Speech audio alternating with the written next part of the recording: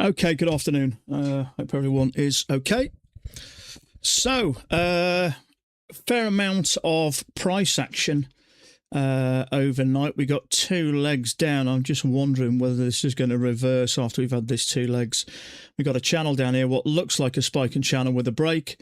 I'm looking for a retest of these lows, but we'll see. Possible couple of legs. Let's see. Order submitted. 2 legs up. Let's see what happens here. We got a little break above this. We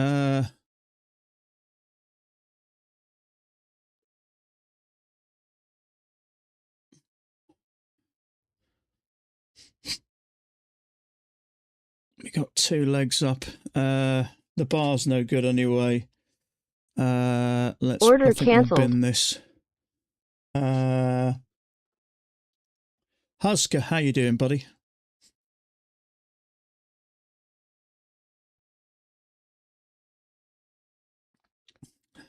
So, we got 2 legs up. This still may come down. I'm not sure yet.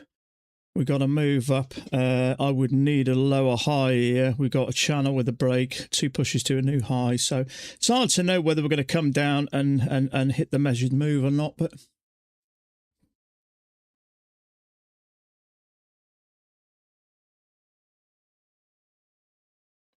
Karina, how you doing?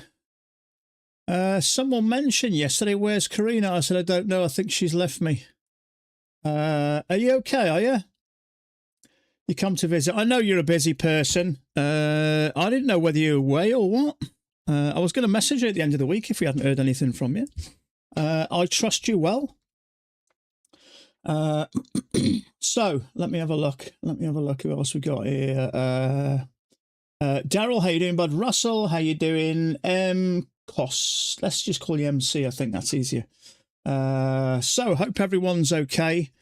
I was watching a trader earlier on today. I've shown him before. Is it the Humors or the Hummers or the Humors or the Rumors? The Rumors or something. There's a guy and his wife. I was looking for some kind of strategy that was a little bit different, that I could trade maybe on a slightly bigger chart. So just at the open, there's so many different strategies at the open. I seem to sit here hour after hour. So this strategy was, you've probably heard of it, I think. I'm just looking on a sim at the moment. You start off with a 15-minute candle, and what you're looking for is the first 15-minute candle. Is it bullish or is it bearish? Is it kind of a controlling bar, which it kind of is? So the theory is, if this starts to move up, retail traders jump on board. So let's say it finishes there. Let's say the 15-minute candle finishes there. You flick on over to the 1-minute candle, and what you're looking for is a break of this followed by a bearish bar. In other words, retail traders jump, I think retail traders jumping in because it's going up. And institutional traders, obviously, if they're planning on shorting it, they got to kind of get a move in the opposite direction to give them. I think it's like the orbs, something like that. But I think the theory is, if it starts off bullish, retail traders jump in, and what you're looking for is a bearish candle here or a bearish pin bar or something. And then your stop goes up here. It's pretty straightforward, actually. I was just going to look at it on the sim for a month or 2 and just see how it plays out.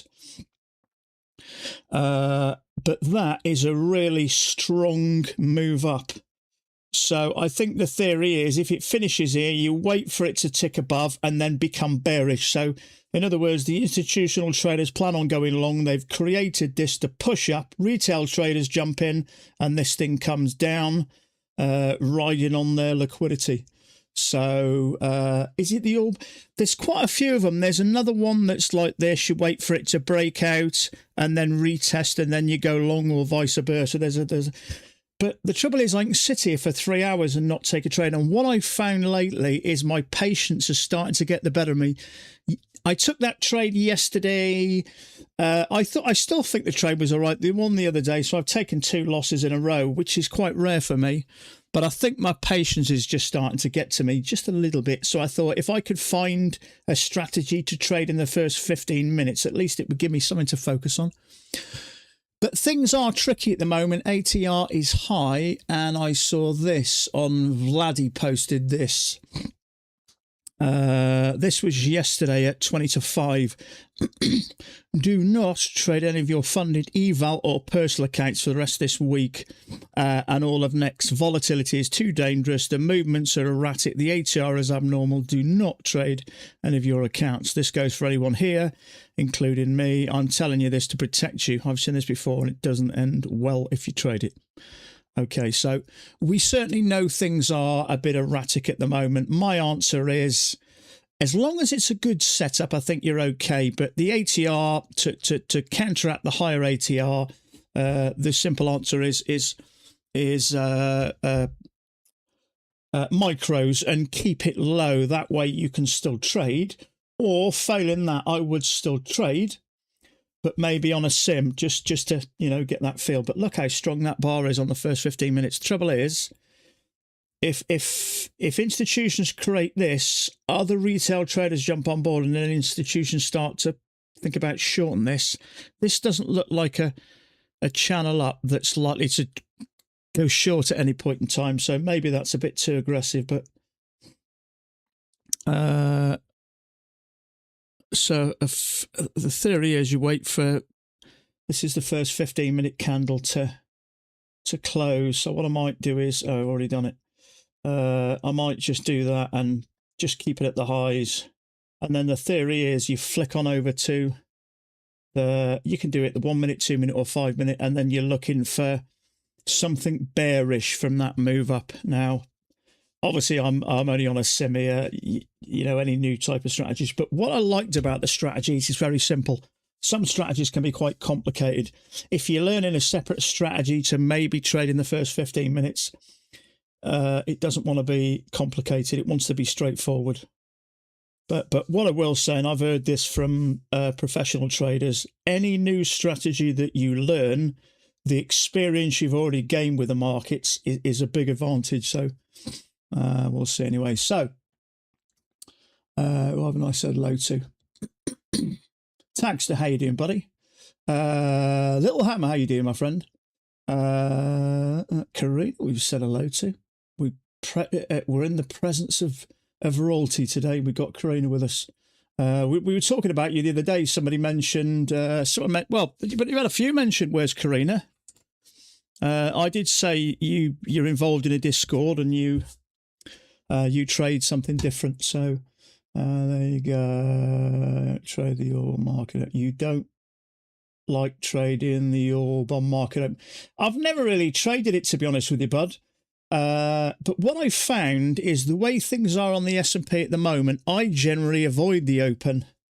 But obviously there's quite a lot of open strategies, isn't there? But if I'm doing not much at the open anyway, you know, maybe I can trade a different strategy and maybe hopefully give me some. But I'm just going to play around with it on a sim for a week or two, and then I may just try an evaluation on it just for a bit of fun, just to see if it works. So the Queen is here. So this is really bullish, this. So yeah, the theory is this initial move up, institutional traders, not us, we're sensible, but institutional traders, in other words, young yuppies with too much money who think they can trade after a week, probably like I was a while back, decide to see this move up and they jump in bullish. And as this is pushing up, it creates liquidity for institutions to short. So that's the theory. We'll see if it works. But what I'm liking at the moment is a channel with a break at a new high, so it could potentially reverse. We got another 6 minutes to go, so you do it on the NQ past some EVA. Have you really? I think what I like about it is, as I say, it's you just traded at the open, so you've got, because I'm just finding trading tough lately with Pats. I did share something with you guys the other day. I'll get it out, actually. Where is it? Let me just pop this out of the way for a second. I was chatting with ChatGPT. Sounds a bit sad, doesn't it? But that's the sort of thing we do. Is that it there? No. Okay, so this is the trade I took yesterday. Now, someone messaged me, I think it was Crypto, who said, don't mark channels when we've got legs. But this, to me, we've got a touch, and a touch. So if you get 3 touches and it continues down, that really confirms a channel. Now, I don't always assume it's a channel. Sometimes I'll draw it and take the colour away, but I can't really see any issues with this as such. But I'll tell you what I think might have happened. So we come from here, there's our first touch, and there's our second touch. So we've now got 3 touches. We come up to so we've got a channel up here with a break, and we have a bearish bar at the EMA, close below, sorry, at the channel, close below the EMA, trapping a bull bar. So I like that. It's a second entry short. We got a channel break new high. I still can't see an issue with that trade, but it triggered and trapped me. Now, what I usually do is later in the evening, I come back to my charts and I go through my charts, work out what happened, what I missed, what I did, blah, blah, blah. And when I open the CL chart again, this looked different. And I think somebody mentioned they had an inside bar. So maybe I didn't right click and reload my data, but I can't really see an issue why you wouldn't normally take that trade. But there you go. It's just one of those things sometimes. Now, obviously, this is CL chart. Maybe, did it go 4 ticks? I'm not even sure it went 4 ticks, actually. I actually got in probably 2 ticks lower. I had to chase it a bit, but I thought if it breaks below that bar there, it'll give me my points. ATR was quite high, so it didn't need to go far. But 1, 2, 3, 4. So it works, and it works down the bottom.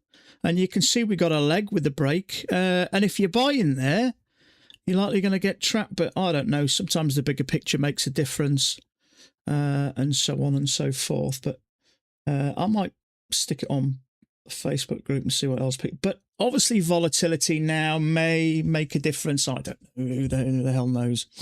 So channel break new low. There is a higher low there.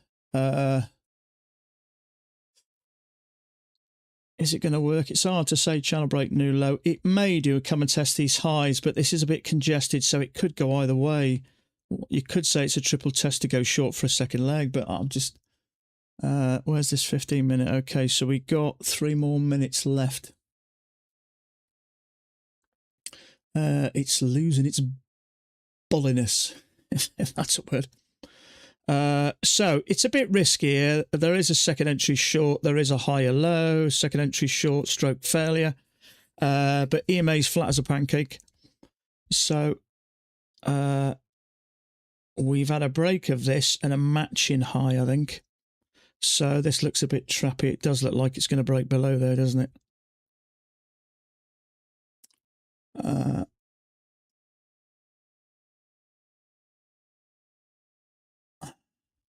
Yeah, see that 15-minute candle looked really bullish initially, didn't it?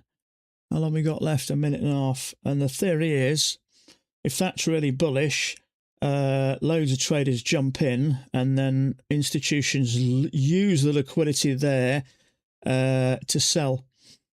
But perhaps it might be the other way around. I don't know. How long we got left on it? 1 minute or so. I mean, it doesn't always work, but I just thought if I can give myself a setup for the first 15 minutes, at least it'll give me something to do, because most of the time I'm sat here. So a leg and a leg. So if this finishes bearish and it triggers below, it may push up, which may make sense with that one. 2 legs down and a move up.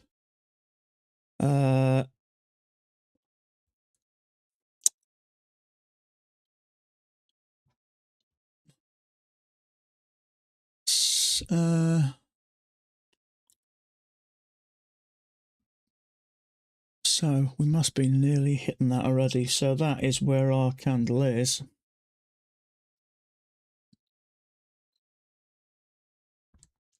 So I can't see that in the next 30 seconds changing. So if I flick on over, he trades it on the 5-minute chart.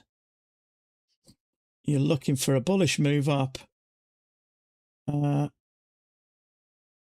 yeah, 3. So is that the initial bullish, and then you sell? I'm going to have to look over that one again, I think. So maybe this is continuing down.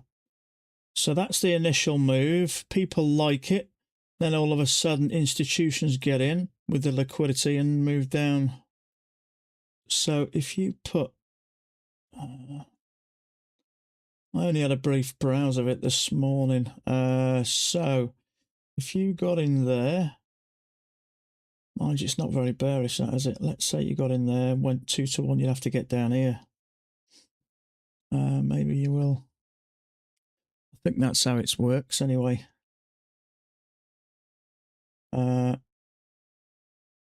So if you went short there, it's during the first 15 minutes, it's only just finished.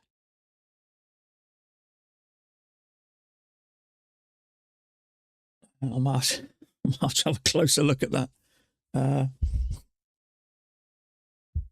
Yeah, we'll leave it for now anyway, but I'll show you the video I was watching. I like these two, they're a couple, and I like this guy's story. He talks about how tough it was and how desperate he became.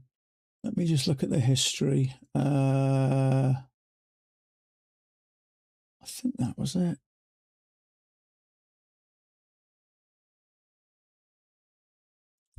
I think this is the video, the one candle scalping strategy. I like this guy, him and his wife, but it talks about David Paul in there. But yeah, have a look at that. Have a look at that. It's just called the one chat.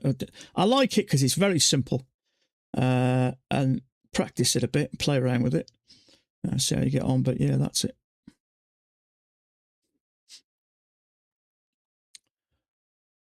So Ben, how you doing, bud? Sorry. Looks like price was in the short-term uptrend with no break.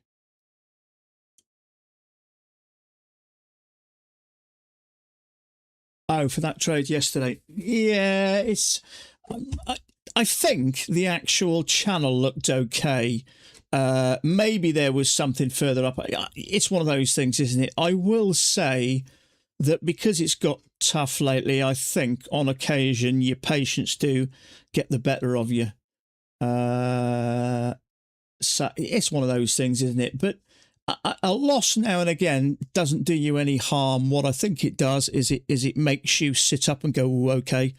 You know, it's very hard to find that being perfect all the time and looking for that perfect setup. You know, it's like being a professional tennis player. It's very hard to stay on your game 24/7. And sometimes, you know, when you lose, it does give you a kick up the backside, you know, for want of a better word.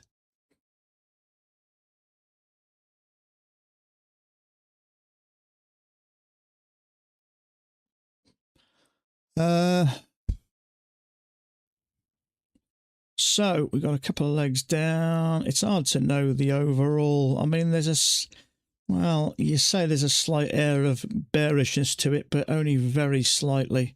We've had 2 legs down, which you can see we fell a touch short. Your daughter enjoyed. Yes, she did, actually. And they had a special guest as well who came on and played the piano, Jeff Goldblum, which is a bit odd. I didn't realise he sung.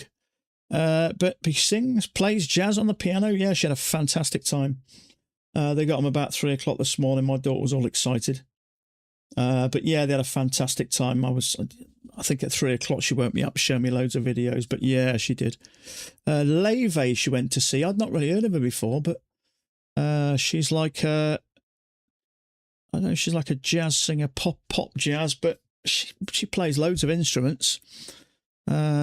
And plays the cello amazingly as well, strange enough. But yeah, she loved it. She went with a friend, and my wife and a friend's mother went up to Manchester. But I was a little bit concerned.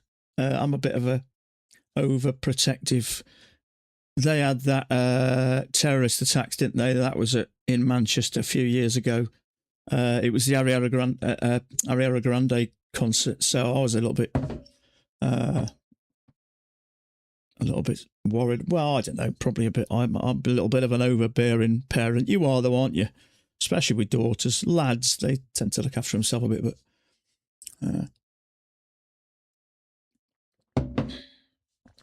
let me just check what my accounts are open. Okay, I think they are. Order submitted. Where are they? Oh, yeah. Yeah, okay. Order cancelled.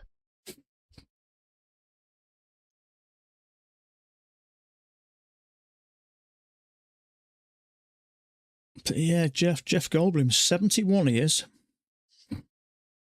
You tend to forget about a lot of these actors. You tend to think they're just actors, but a lot of them went to drama school and you know, a lot play. It's like Hugh Laurie as well. I'm a massive fan of Hugh Laurie. I've always liked Hugh Laurie. I was a massive fan of House, but jazz pianist, amazing. So, is this coming down or is this going to go up? If we get a second entry long here, I may have a go at that.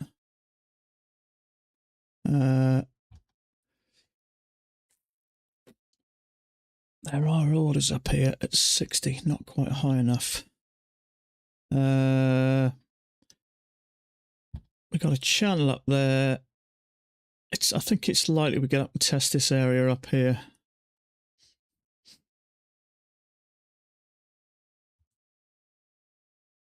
So leg and a leg, that worked, but it's only a first end. In fact, shit a brick, it's a, oh no, it's not. It looked like a failure actually. There's the failure, so it's not really. I don't know, some may argue, but this is a typical two-leg looking thing. So I'll be really shocked if this doesn't get two legs, which will get us right up to this area up here. These look really accurate, these do sometimes. They just work really well. Thomas Wade's looking at the same. He's got a leg down with the brake, channel up with the brake.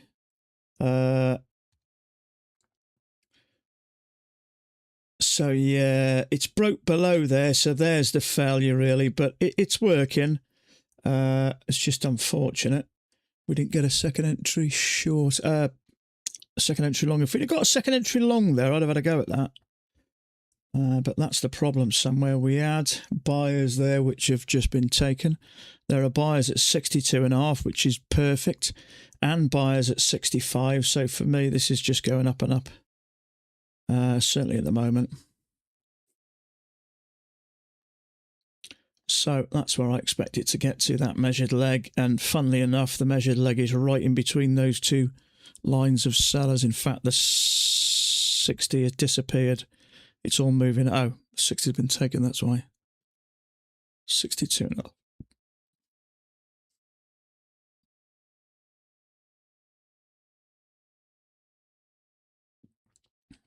So channel break, new high by a few ticks. Where's this thing going?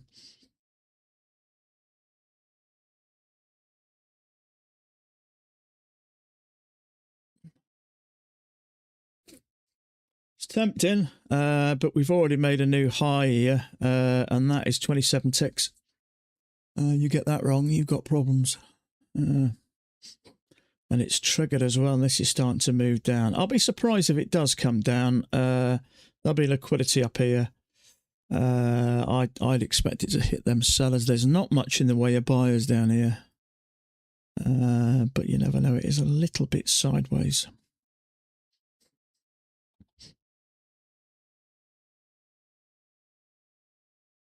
So, quite bearish bar, lower high. If this triggers, that may be a failure. I don't think it's going to, is it?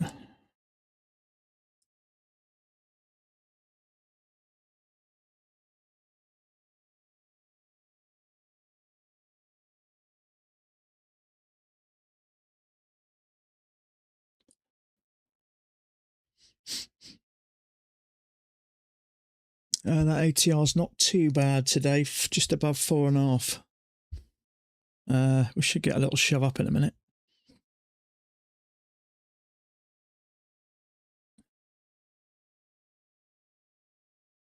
CL is moving it. I think the thing is, the issue with oil at the moment, I believe there's been an oil tanker attacked. I know there's a lot of oil tankers stacking up. So it makes sense that oil is going to be a little bit volatile. I said I was going to do this the other day, just focus on this and leave that. And I went in yesterday and I ended up taking a loss. So I'm just going to focus on the one at the moment, especially when things are volatile. You need to kind of have your eyes facing forward, don't you? So you may call that a high or low. It's likely going to go up. I'd be pretty confident. But just where it is, we're at the highs already. I would just leave it.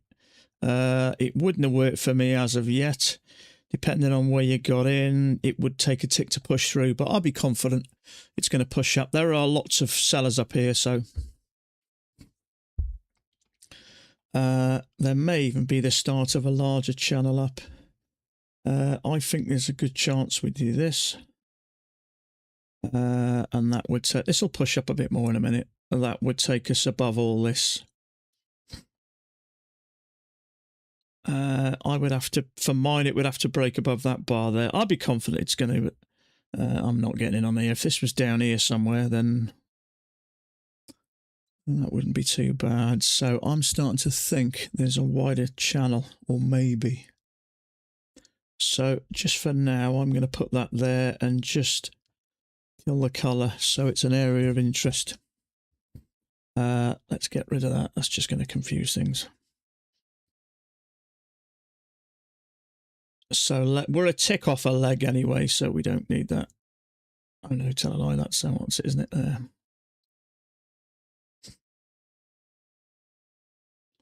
I changed the colour last night. I was messing around with something.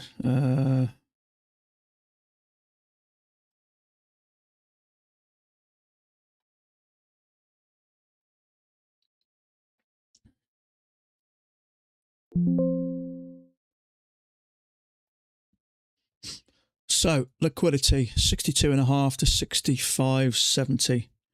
So there's 62.5. It's already picked those sellers up. So 65 is the next one. So it is going where I thought it was. I wouldn't be surprised if Mac marks that as it's worked. I seen him the other day mark a trade really high up, but it would have worked.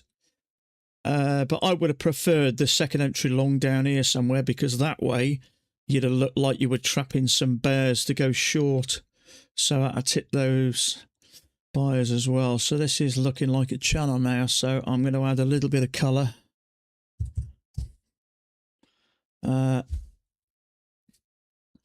So touch, a few touches up here. Yeah, it is, isn't it? Yeah. The thing is, when volatility is rocking around like that, things can change.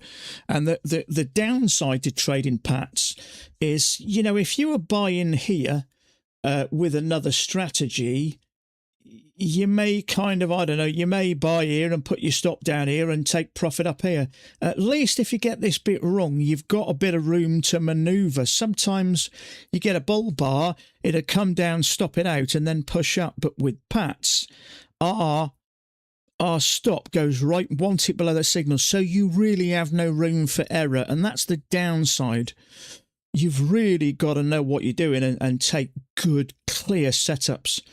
But if I had my stop down here, if I had an extra 5 or 6 stops, I can't tell you how many trades that I'd have won that I lost in the past. You know, you can rely on a little bit of luck as well sometimes. If you get the entry slightly wrong, a slightly bigger stop, but obviously the bigger the stop, the more risk. But if you're trading on a 15-minute chart or something like that, you've got a little bit of time to maybe adjust the amount of micros you want, so you can micromanage your risk a little bit more. It's impossible to do it here. Until that bar finishes, I don't know how much my risk is going to be. And if that turns into an 8-point risk, I can't all of a sudden change all this and then re-enter. The move will be gone. If you draw the last leg to the left at the bottom, swing, you have an overshoot. You're on about here, are you? This is too shallow for me. I think that's what you mean. I tend to avoid shallow. What's what I'm looking for? Trend channels, especially this size of the channel doesn't really help you until you get down the bottom. Now with these channels, we're trading at the top. This is a bigger channel, so effectively that you've got to wait for it to get down here. Now I use something like this as just of a guidance that it's moving up, but at the moment all we've really got is two legs that would affect a channel this wide. So at the moment I'm just kind of more focusing on something a little bit more local. Difficult of patch, how much you have to think through. Absolutely. You've got to make really fast decisions based on what you're seeing. Now, I think that was a really nice trade earlier. We had a nice clean channel, two clear legs up, and a bit we went right up and bearish. I like that. That was quite a clean setup. But that was about 3 o'clock in the morning, which actually I was awake. I was looking at concert videos. Maybe I should have jumped on the charts, but you can't sit around till 2, 3 in the morning just in case you get something like that. But that channel down, nice clear channel with the two legs up, nice break. That was a nice trade. That was. Unfortunately, whenever we tend to be awake. Was there anything down here? Not really. It looked like a spike in channel, but it looks like it's going to work, but I don't know. It's a big bar. What is it? 7 or 8 points, something crazy like that.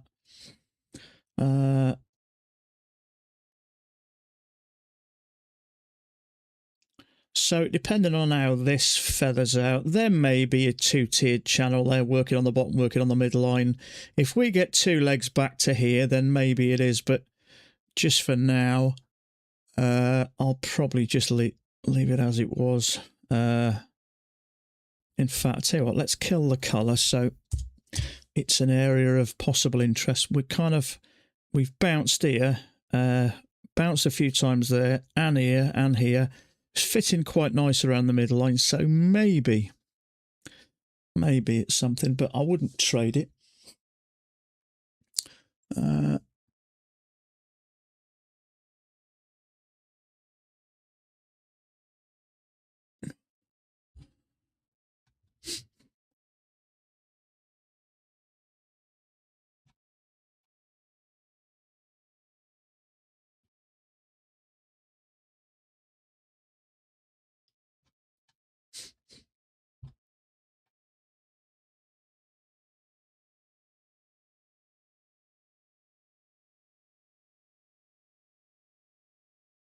Yeah, Dan's just put his chart on here.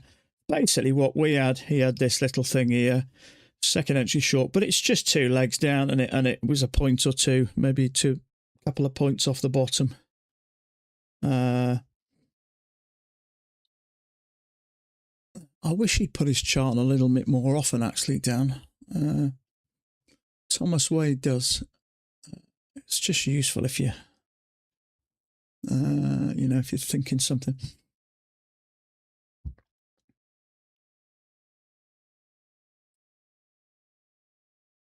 So let's put that there.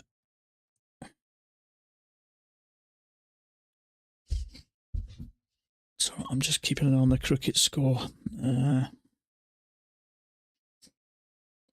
England are getting battered by India at the moment. Oh my good grief.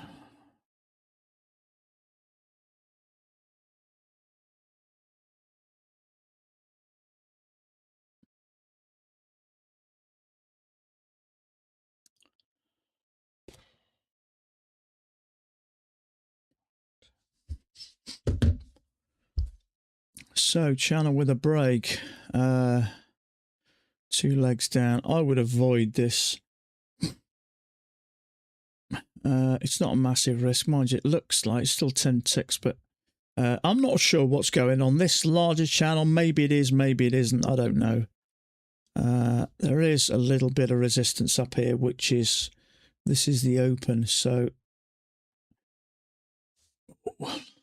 So there's the open there. You can see how prices reacted to it, and we've got very close there and pulled back. So maybe, but this is coming down quite steep.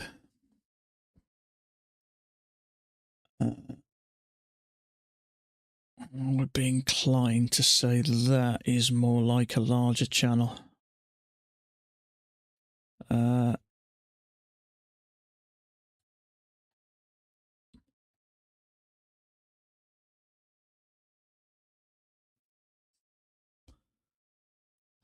So that was just a possibility. So we know quite likely there's an overshoot anyway. So I'll just leave it like that for now. If we find some support here, I may stretch it, but you could argue there's a channel with a break, but then we come down straight. So I would say Thomas Wade's got he's got that as well. So you just got to leave this alone, I think, haven't you? We got 2 legs down, 2 legs up. That's close to a measured move, isn't it? I think. Yeah, a little bit higher than a measured move.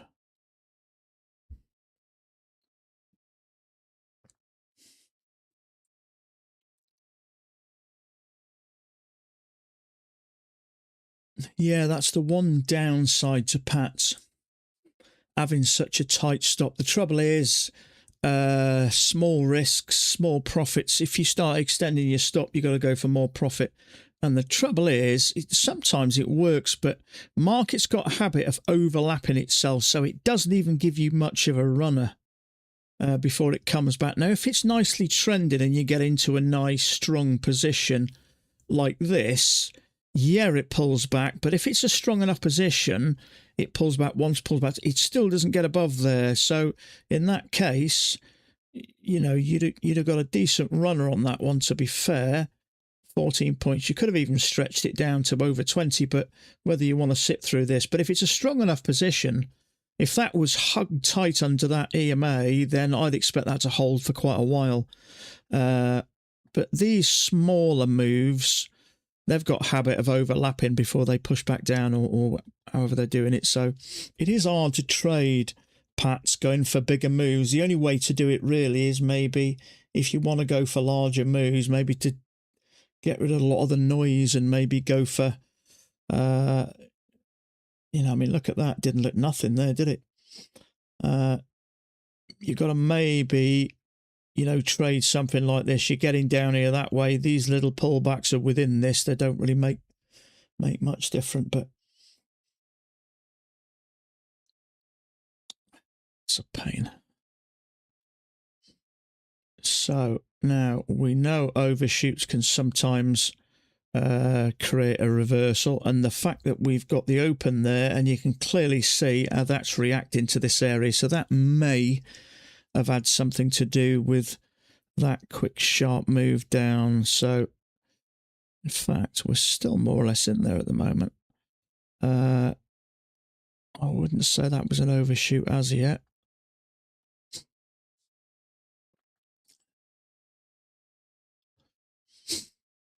The 5-minute chart I was considering. I think it was it Jacko mentioned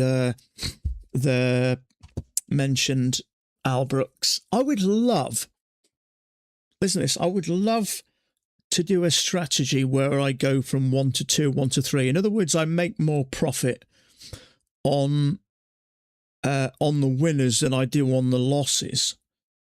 I like the opportunity to make bigger amounts of money, but I don't like runners for some reason. I know it's weird, isn't it? I see some other traders, and they get in at this level of liquidity, and they get in here, put the stop up here, and they're looking for a big move. You know, I'd love to have a strategy where you got the opportunity to capture bigger moves. Trouble is, there's that many strategies out there, and what you don't want to be doing is spending a lot of time learning something that doesn't really work. But isn't Al Brooks, isn't it about $300, isn't it, to do his course or something? Don't really want to pay the money at the moment. I'm not earning much at the moment. I had $1,300 the other day. I could have another, I don't know, another $1,000 or $1,500 in a couple of weeks, but I'd rather just hold on to my funds at the moment. But he is a guru. There's no arguing that, Al Brooks. So, if we get a second entry short here, how would I feel about that? Is this still going to make a new high? 399, is it? Yeah, I've had a few comments like that. I think he's one of these very intelligent, technical people, and I think you've got to actually sit down there and take it all in. And it's a lot to take in, I believe. But I don't think learning something like that can ever have a negative effect on you. Any kind of knowledge you have in this business, I think, will only help you. I wouldn't suggest going from strategy to strategy, but adding maybe a slightly different strategy to an already working one. You know, maybe something a bit of a swing strategy, or maybe something at the open that you can fit around your other one without, obviously, what you don't want to be doing is replacing one with another one. But if you can add maybe a 15-20 minutes of your day to focus on that one, because the trouble is with Pats at the moment, there is so much sitting around. You know, a lot of other strategies, I'm hearing people taking trades every day. So channel with a break, looking for a new low, possible overshoot, but I think it's negligible.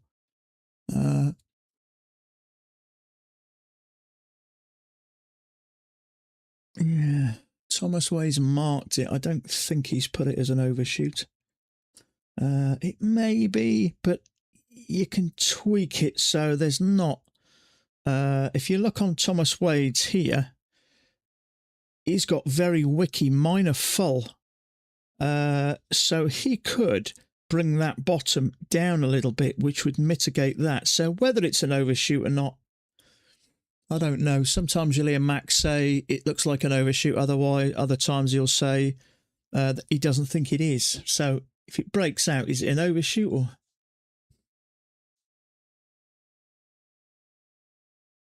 He have a course, I forgot. I study free. I don't. You have to actually pay to go online. He hasn't got any material you can just download, is he? I don't think. So channel, possibly second entry short. Where is price going at the moment? It's hard to say. I have sellers down here at 50. Back Tesla demo. No jump tonight. Okay, yeah. Okay, let's start up here. So there are sellers just above 65, which is, say, there. And we got buyers at 50 and 45, and they're in around, so 50, which is below price, which is always good. So a couple of legs up, pick up some sellers and down to the buyers. And some a little bit lower, 50 and 50, 45-ish. There. Okay, there is a second entry short there. Bar's no good. Can be a bit boring. Yeah, I've heard he's a little bit like that, isn't he? But he's certainly very clever. There's no argument there. So one leg up, second leg up. We got buyers around here. There. In fact, 50 and slightly lower. I wouldn't consider that as a push-up. You may do, because it has pushed up in reverse, so you may consider this a triple test, but I'd like this to close and get a really nice bearish bar there.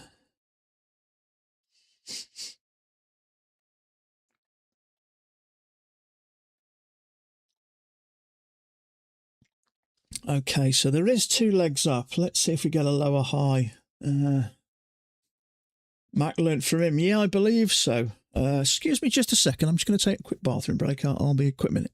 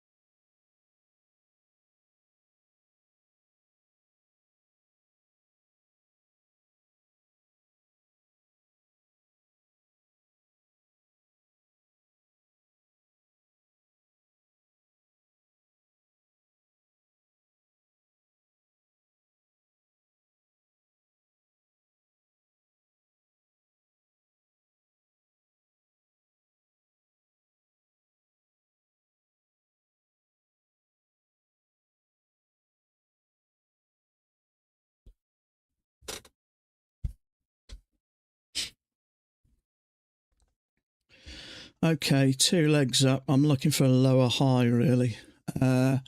So we pushed up, hit those sellers. Now, we got buyers. Not sure about this.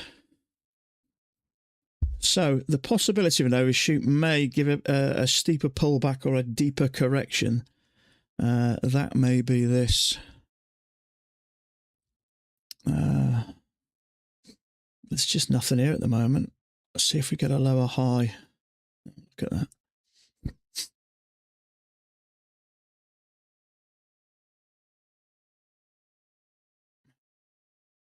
So channel down, 2 attempts to push higher. This is like a penguin style trade.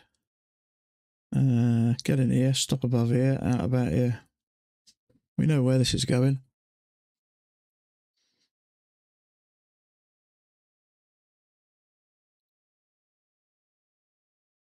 No setup here. It's a shame.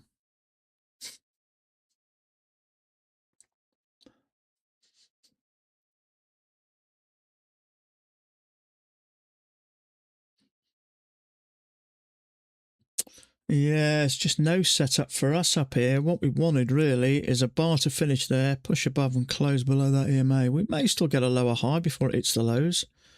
You're going to have liquidity here. There'll be liquidity here, right the way down here. I don't doubt. We got 2 legs up, 1 leg down with a correction. My guess is we get a second leg down. Trouble is, when this is quite evident where prices are going, a lot of the times it won't get back. Sellers will just hold or add to their positions as this thing comes down. That's the way I find things. I'll be surprised if this gets anywhere near that EMA before it breaks the lows. It would be nice, but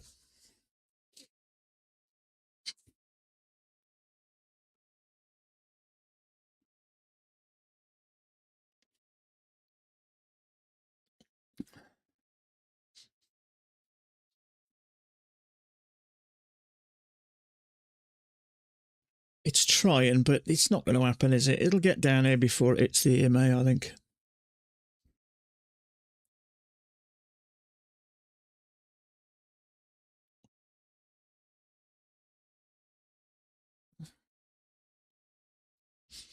Yeah, that's the typical story, isn't it? Better off with a lower high. Absolutely, we didn't get one. We got nothing again. That's just kind of the way it is. We see, this is our bread and butter, isn't it? Break of a channel and then continuation to the lows. They're the types of trades I love. But so many times now it gets to the EMA with nothing. And even if we get 2 legs, you've got nothing. Disco, how you doing, bud? Martin, how you doing? Martin, how you doing, my friend? Many people say Mac is not a good teacher. I'll agree there. But you almost need to be a rocket scientist to understand. Yeah, that's a good point. How you doing, Martin? Yeah, Al Brooks is very technical, isn't he? He just comes over as that sort of... The way I see it, the bigger someone's glasses, the brainier they are. That's the way I see things. He's got these big goggly glasses, hasn't he? But he does look like that. I think Pats is okay, but it does take a long time to learn Pats. It's quite a simple strategy. But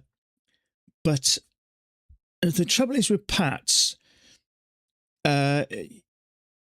you've really got to wait for those good setups.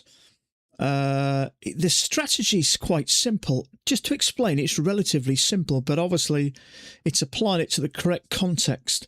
And so I can't tell you how many times I've been stopped out for between 1 and 3 ticks. And it ends up going where you expect it. So you get the direction right, but you just get in maybe when there's just a little bit too much congestion. You learn a lot from Al Brooks. Absolutely. I don't doubt learning from someone like Al Brooks can do you any harm. I think any type of knowledge. He's not. Yeah, I don't think Matt's particularly a good teacher. He's an absolutely lovely guy and a good trader, but teaching's quite a skill, isn't it? Being able to, get your information into your students so they understand. And that's one thing that is missing from Pat's. The understanding of the whys why it didn't work, why wouldn't you get into that trade, and so on. But it doesn't seem rocket science to be able to explain to someone why something doesn't work. But so it's actually quite clean price action. We've got two nice legs down. We've got a leg up with a correction and a leg up. So a larger correction with a smaller correction. We've got a nice leg down with a correction and a second leg down. So this is quite clean price action. So maybe if we're lucky, Jack, how you doing, bud? Here's my thing with Pats. You take a chart like Mac and mark all the ones that do not work. Yeah, it is. The trouble is, it's like when you're teaching people to trade, you need to explain things to them like you do to a child to a degree. You don't just, tell a child off for putting his hand near the fire, or picking up a sharp knife. You have to explain to them why. That's part of understanding the mechanics of it. If you don't, you can't say to something, don't do that. The first answer is, as an adult, why? You can't, just don't do it. But that doesn't really tell me much, which is a shame, isn't it? Look how clean price is at the moment. Lovely two legs, leg up with a correction, leg up, two lovely legs up, leg up with a lovely correction. It's a damn shame we didn't get a setup there, because this is working like clockwork, textbook. Leg, correction, leg. Let's hope this is the star of the rest of the day. Let's complain about it. He must have had people saying it. He must have had. I'm not with him at the moment. I did a year when I first started, and then I had a gap for a year and did a year again. I'm a big believer in going back over the basics sometimes. But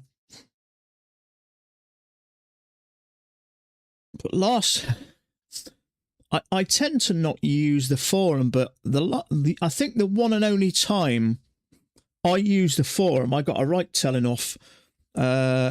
I mentioned something and someone says, "Oh, you slagging Mac off on your stream," and I never do that. I disagree with certain things. I wish but I've got massive amount of respect for the man. It's okay to have different politics, but it doesn't mean you're not best friends with someone. And I had a little bit of an argument with this guy, and Eric in the end said, "Come on, lads, and cancel cancel the comments." But I didn't realise that when you make a comment, you can set it so it's for Mac's ears only, whereas mine, everyone could read it. But I think Eric split us up in the end. The happy bit, I got the last word in, so I was quite pleased about that.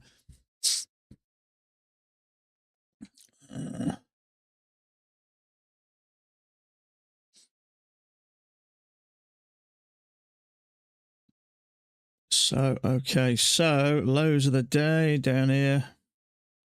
Okay, so we broke the overnight lows. I mean, this thing is a bit weavy, but it is quite nicely readable. We had two nice legs up. That is a textbook type of a move, isn't it? Nice leg down with a lovely correction. It's a shame price doesn't move that cleanly all day, isn't it? We'd make a fortune. So if I'm looking on Bookmap, there are buyers down here. They're about to be taken now, 30-ish down here. So is price going to get down here to these buyers? Quite likely. Sellers at 50, still up there. So maybe this comes back up. Maybe there ends up being a bigger channel down.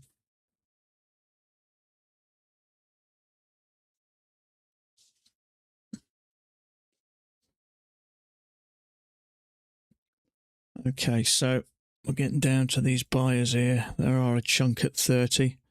And there are some a little bit lower, but you'd probably expect buyers in around here, wouldn't you, somewhere?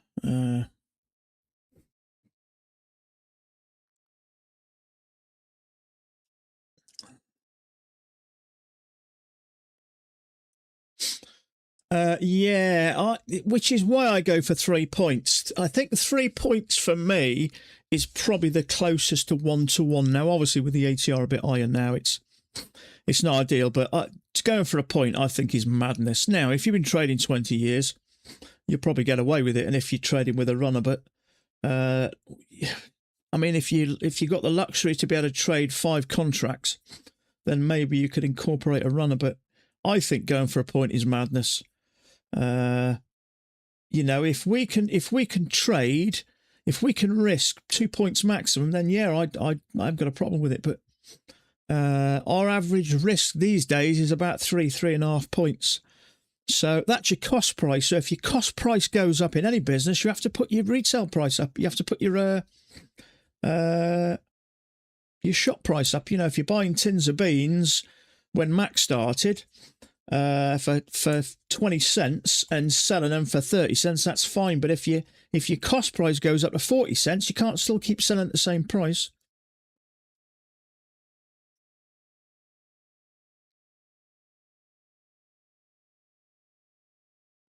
So we've still got buyers down here. 150 contracts sat below there, so I'd expect them to get it. We've bounced off them, or have we? Yeah. We have taken some of them. We've taken 100 of them. There's still a little bit left. But there is some below, but not a huge amount. So is this going to go much lower?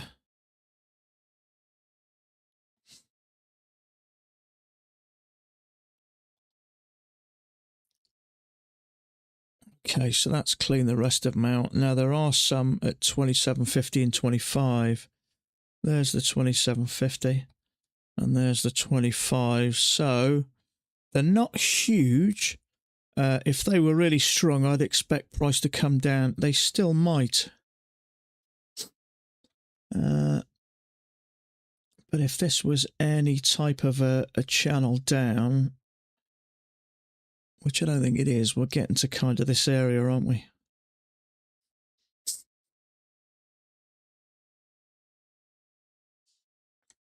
See, if there really was that many high probability setups, Mac would have to be a nutcase not to take them. Why would you turn down 6 or 8? I don't care who you are. If you had 6 or 8 high probability trades a day, you'd jump all over them. You wouldn't just take 2. The trouble is, in real time, you haven't got the luxury of finding out where price is still going to go, because until we see past this candle, you really don't know where it's going to go. Based on what's happened previously, can give you an idea, but ultimately, you know, you have to wait till we get a setup. So, you know, you just can't take a lot of the trades. Now, if you give me yesterday's chart, I could tell you where to trade. It's easy when you know what happened. Yeah,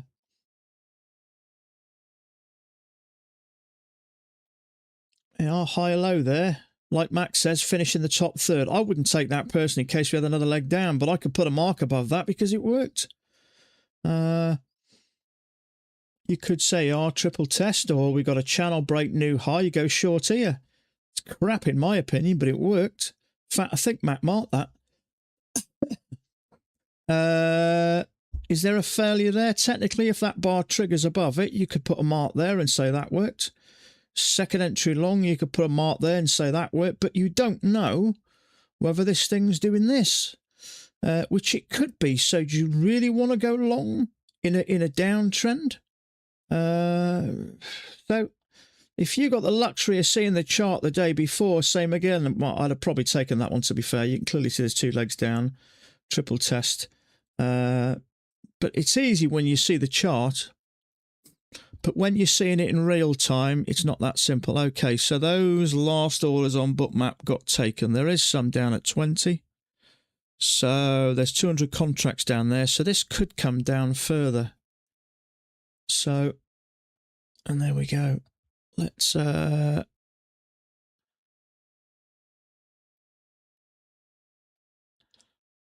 might use that as a, yeah, even if it's a spike in a channel, we've made a break and 2 pushes to a new low anyway. So that would work like that. You could tweak that top, but I don't think it really matters anyway, but touch.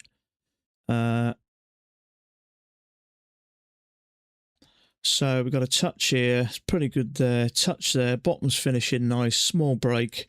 2 pushes to a new low. So these orders are getting lower and lower. So there's another 175 contracts down there. So we know price moves to liquidity. So chances are it's going to come down here. So the good thing about using Bookmap is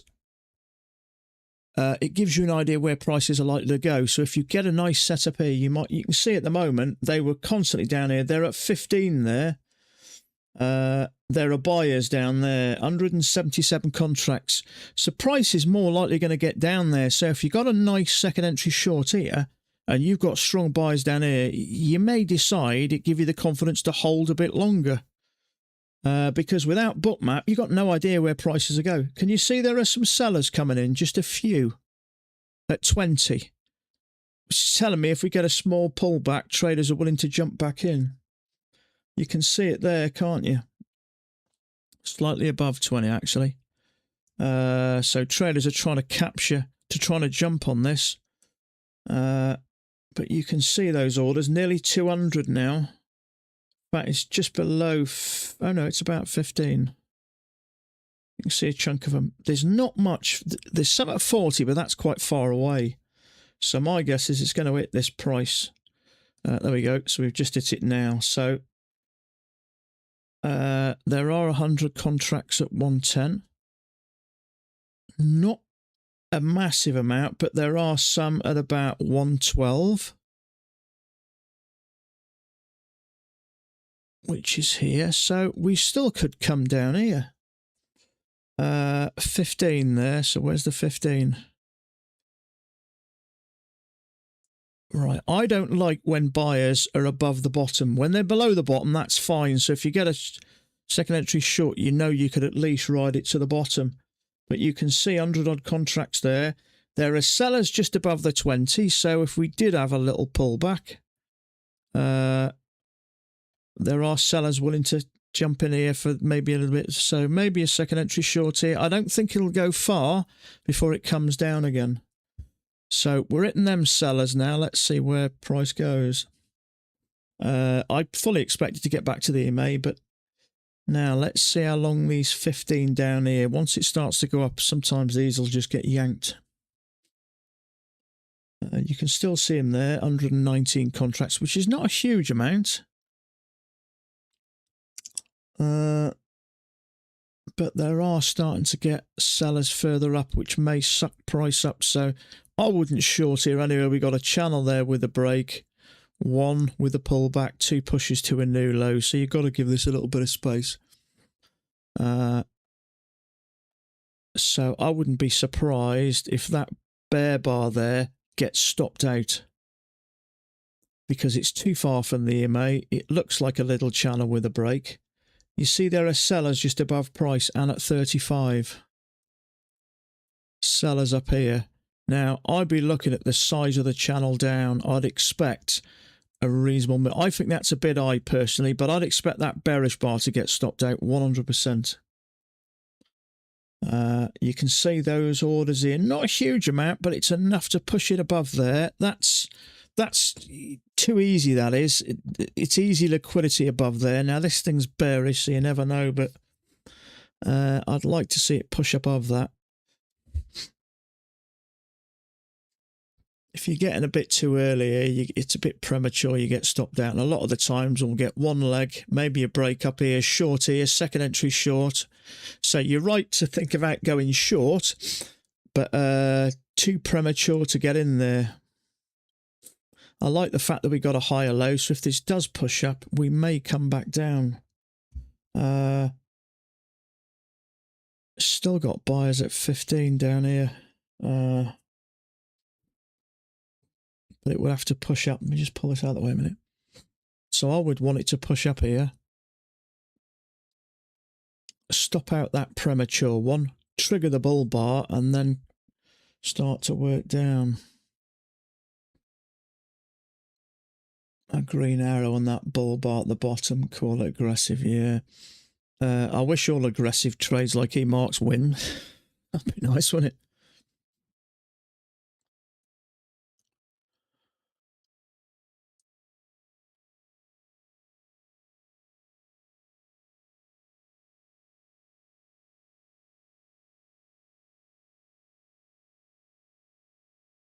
So I still want to see this push up.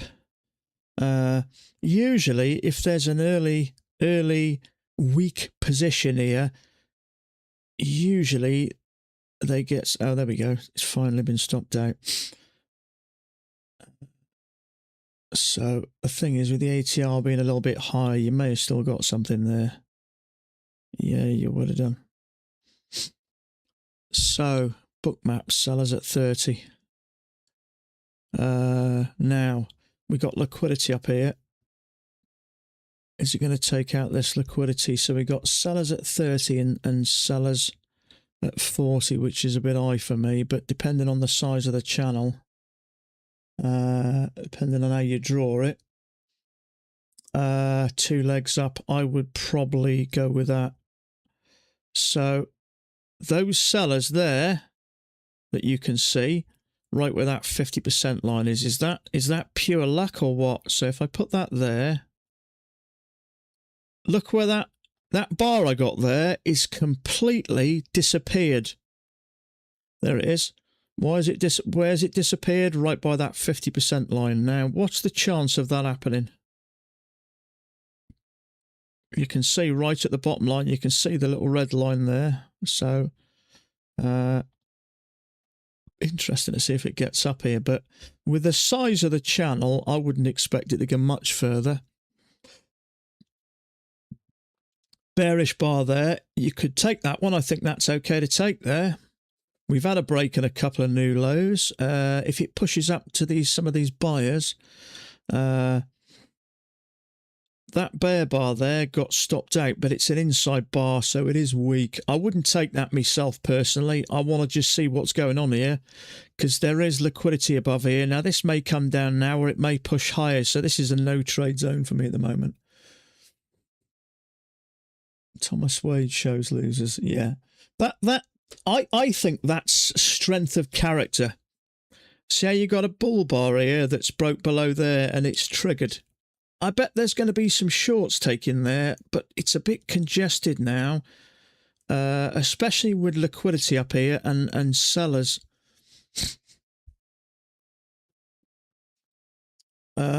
No one likes taking losses. I bloody hate taking them. But Thomas Wade he seems so kind of comfortable in his own skin, and that I think that says a lot. I saw Thomas Wade take 2 losses in a day a couple of weeks ago, but he just carries on, which is exactly the right thing to do. But no one likes taking losses. No one likes giving money back. So, bit of a trap there. You got a bear bar there. It's congested, so I wouldn't take that. You got a bull bar there. If you say there's your new low, that you got a bull bar with a higher low. There's your failure there. Did I want to take that? My concern is there's not much room before we hit sellers, so I would avoid that personally. It is a bit congested. You don't know whether it's going to nick above there, hit these sellers and come down.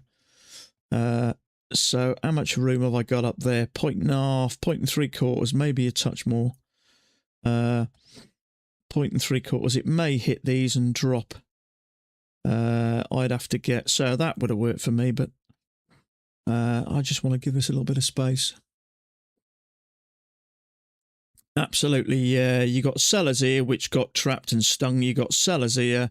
My concern here is you could take that above there, but it's more or less an engulfing bar, which makes it, oh dear. Yeah, I won't show you the guy's name, but he fell for that one. Now, my honest opinion is we've got a channel down here with a break, 2 pushes to a new low, so you've got to be careful about taking shorts when the channels, otherwise you end up getting stuck into a failure trap like that. Now, I can't talk myself. I got trapped day before yesterday like a right sucker. I should have known better there. I couldn't find a comfortable channel up, and I assumed I was trapping everyone else, and I took a bit of a lesson. You took the trap. Yeah, I don't think it was a bad trade, to be honest. There is that question, I think. Who was it? I think it was Sean asked me, do you find that Bookmap may be stopping you from taking trades? It's a possibility. So you've got 2 legs up, you've got a bearish bar, and that's triggered. Now, as that starts to move up, you know exactly where it's going. 19 times out of 20, you're going to stop above there. So, yeah, you may take that. My only slight concern is you have got liquidity here, and there is a possibility it could come down. So, I don't know, maybe I should have taken it, but the trouble is, how much room have we got? So there's the first leg, there's the second leg. So you haven't got that second leg went right to where that liquidity is. So you never quite know. I've taken trades like this and they've pushed up a bit and reversed. But as we've got a channel with a break and we've had 2 pushes to a new low, you consider that played out. Now, there is 1 or 2 that had that in one channel, and that's where you fall foul to those. But because it's already played out, it can take off. So what I will say is I am looking for longs now. So if we got a second entry long here, would I take it? Yeah. There are, on Bookmap, strong sellers at 40, which is above price. So if we get a second entry long here, I'd expect prices to get up here, so that would give me the confidence to take the trade. Do I think we're going to be lucky enough to get a second entry long here? No, absolutely not.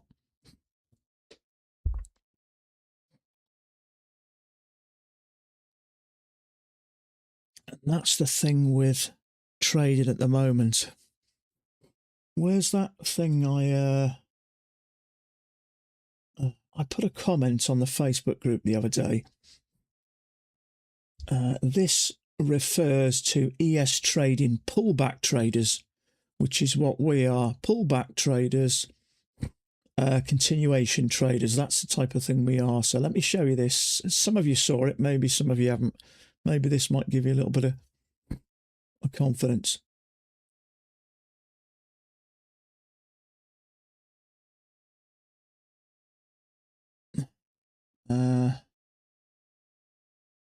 Here we go. So I put this comment the other day. I'll keep an eye on this.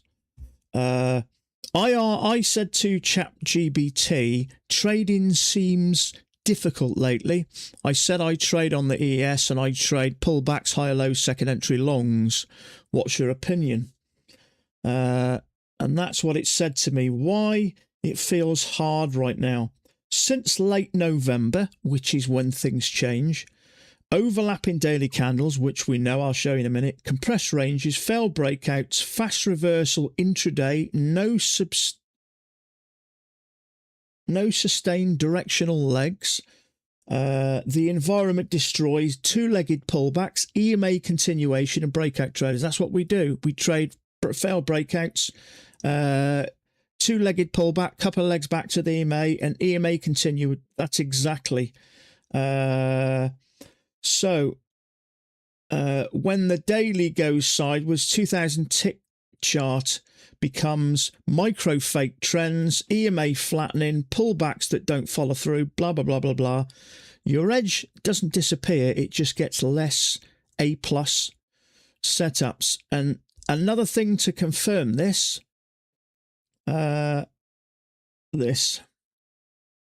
So this choppy, and that was from late November, exactly when things got more difficult. So we're in this, and we know markets are fractal. What happens on the daily happens on the 2000 tick. So we're stuck in this at the moment, which is why trading's been, well, to be honest with you, a bunch of bullshit lately. It's been really hard. We got nothing down here, unfortunately. So at least that gives us a little bit of hope that we're stuck in a load of choppy shit at the moment and things should pick up. 4 grand in one day on a PA account. My advice is to lose some of it. Now, uncannily, you try losing money when you want to, it's near bloody impossible. So, is it on a new account, is it, Jacko?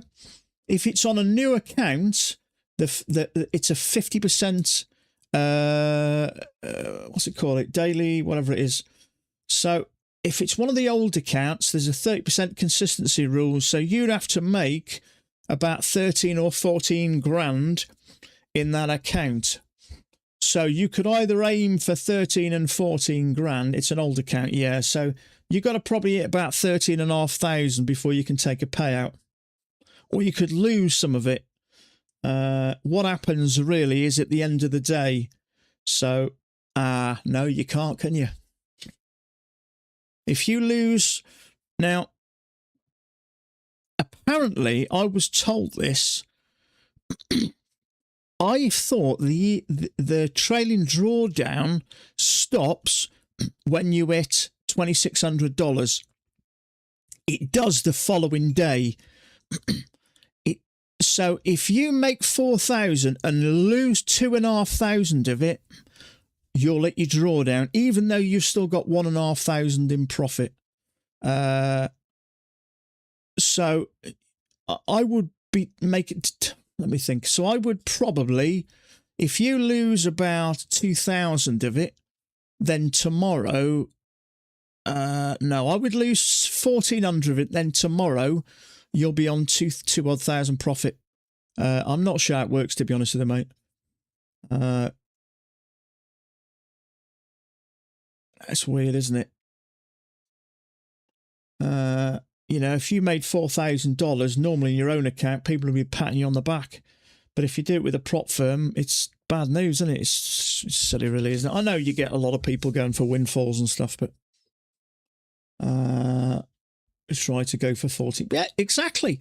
If you're at $4,000, come tomorrow, you don't have to worry about it. So, yeah, just up your contract size to 2 or 3 contracts and just try your luck. What have you got to lose? One account. Yeah, I'd be inclined to do that, mate. I would just go for it. If you can get one account to 12 grand, you can take $2,000 out straight away. And then you can just trade that, 3 or 4 contracts and make yourself a nice, steady monthly income just from that one account. Okay, so channel with a break, 2 pushes to a new high. So that played out. So price is working really neatly. Unfortunately, we got no setup here. I didn't like that one either. If it had broke below there and closed here, but it's more or less an engulfing bar. Inside bar, is it? Close the same. We're a bit, yeah, I would probably avoid that one personally. But we didn't even get a higher low. So as I've just read to you, ChatGPT said this is the problem. When we come back to the EMA, it goes flat and then works up and doesn't give us a setup. As ChatGPT says, it affects continuation from the EMA and pullback traders, which is unfortunately the 2 things that we are. Now, is there something larger? Maybe. We'll see what happens here. So most of the larger orders I can see are up top. So 42 3/4, which is above price. We got sellers up at 47.5, which again is up top, and 50. So unless we get aggressive sellers here, my guess is it's more than likely going to continue on up. There is a possibility of something like that, a spike in channel, but that is a possibility rather than a sure thing. We've pushed up, we've had 2 legs back here, we've tested it a few times. My guess is that that is a spike in a channel. Will it? Sellers up here, pull back, push up, it's sellers up there, pull back, push up, it's sellers up there.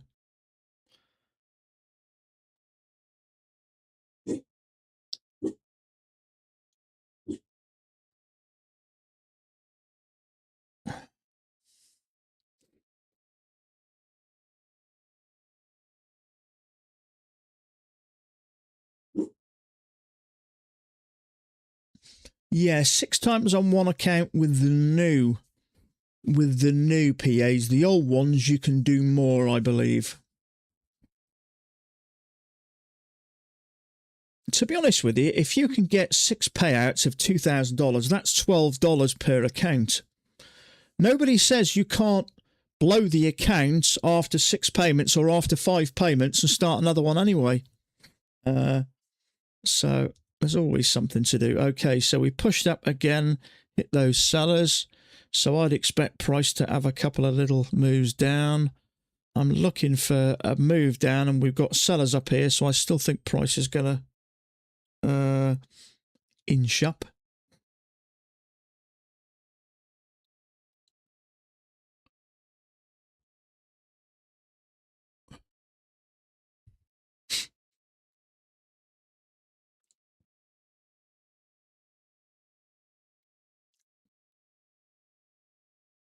Yeah, if you got 20 accounts and you can get $12,000 from each, that's $250,000. If you can earn money like that, you're going to have a chunk of it in your own account. And failing that as well, you've got Take Profit Trader, you've got My Funded Futures, you've got Tradeify, Trade Day, Lucid. There's hundreds out there, and there's more and more. So the key is being able to trade and make money. Once you can do that, money will just follow you. I was quite impressed by young. Is it Trades by Jess? She's got, I think, 15 accounts up to $5,000 or $6,000. She's had a good payment lately. I love hearing stories about people who've had rough times and then they're doing really well.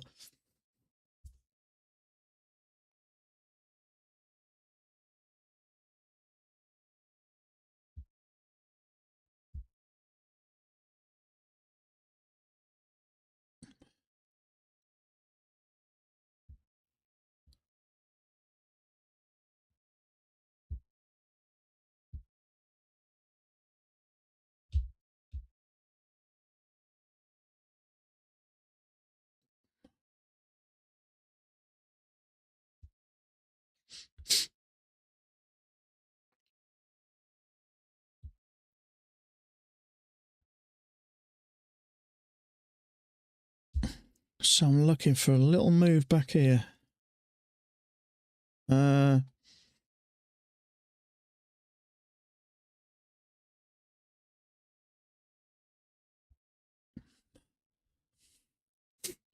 So most of the orders on Bookmap are up the top at 45 and 50. There's 45. And there's 50. And they may start to appear further up as well. There's little bits in between. So for me, price is slowly getting drawn up, which is what we're seeing. That one's got hit. So there are some sellers there. So I wouldn't be buying at the top of a little bit of a channel here. But sometimes when you think price is due to come down, it just rockets up and it's the next one. Now I can tweak that a bit.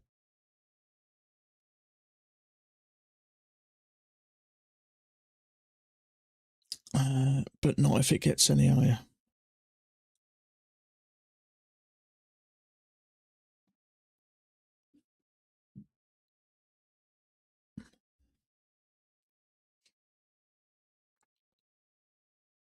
So sellers at 47.5, in fact a fraction above, which is above price, which is good, and 50, so we can get 2 legs back here. I'll be quite confident price is going to push up to the highs.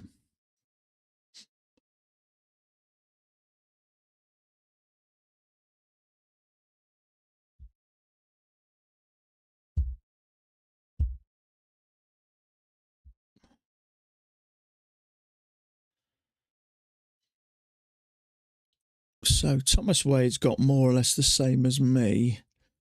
He's just extended his down here a bit, so we're going to hit the same line at the bottom anyway, so it doesn't really matter that I've got this and he's got that.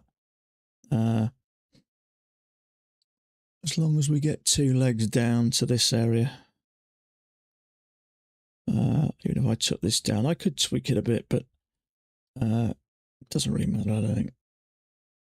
I've looked at this, 2 legs back and a bounce and a bounce and a bounce and a move up.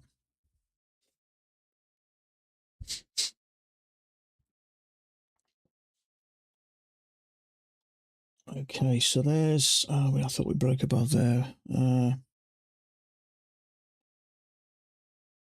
not too worried about coming down to get this liquidity down here because it's very tight to that EMA. A lot of the times I prefer it to come down and clear liquidity, but because that is nice and tight with that EMA, I'm not too worried about it.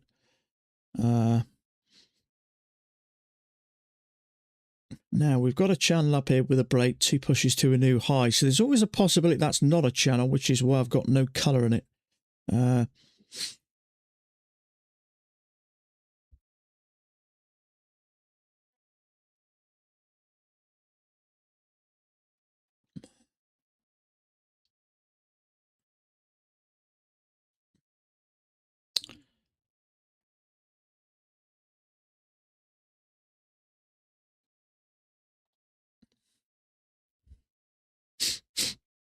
Strong sellers up here.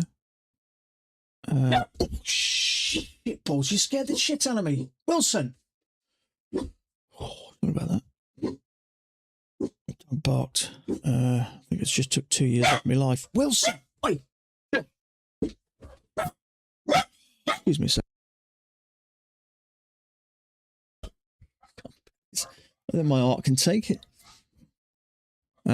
So we got, there's 455 contracts to buy at 32.5 down here. Now, there's liquidity down here, so is this going to come down there? I wouldn't be surprised. You can see their contract, 455.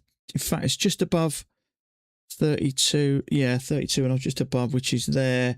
So I would avoid a setup here if I had one purely because of those. Now, sometimes when price gets close, they get yanked. But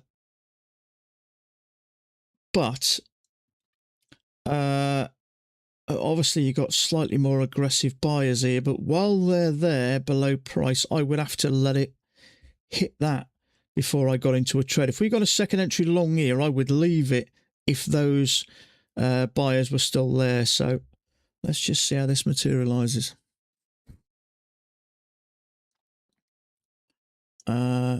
So we've got a channel there, micro channel with a break. Now, depending on what happened here, there may be traders buy here. Okay, they've been yanked. They've disappeared. Sometimes it'll pull prices and then they'll cut them. Exactly why they do it, I don't know. I'm assuming they want to try and manipulate price. But that was a fair chunk of buyers there. Do you think we are in a Lowe's downtrend? Possibly. I don't think it's going to help you much, really. I did do this earlier and try it. Maybe we are, yeah. But how far does it, get up? If the trouble is, when you're talking bigger channels, you've got to wait for it to get to the top to short. Whereas there's possibilities to get in here. So the overall might be down, but you can still trade long here. It's not that type of channel where you can't. But I don't like this. I'd still prefer this to come back. Channel with 2 pushes up there.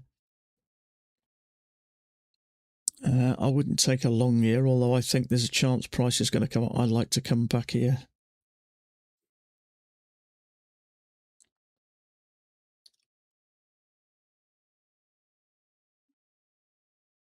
So Thomas Wade's looking for a second entry long. Another thing I like about Thomas Wade, if he's looking at a trade, he'll let you know second entry long above the EMA. So that's what he's looking for. So at least you know, as a newbie, if this works and you're thinking about getting in, but you may not have the confidence. At least you know another experienced trader's looking at it. I wouldn't suggest you copy him because you're not going to learn. But if you want a little bit of confidence, am I doing the right thing? Sometimes 2 heads are better than 1, so that may just give you that little bit of confidence.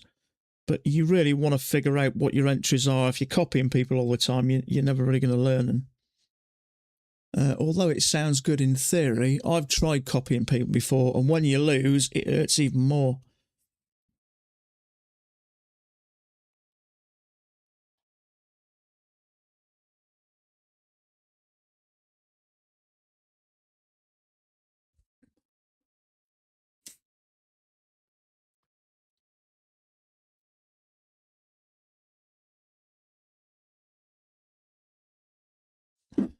So get rid of that. There are some there, but not huge. But that is the large amounts. There's about 170 contracts there.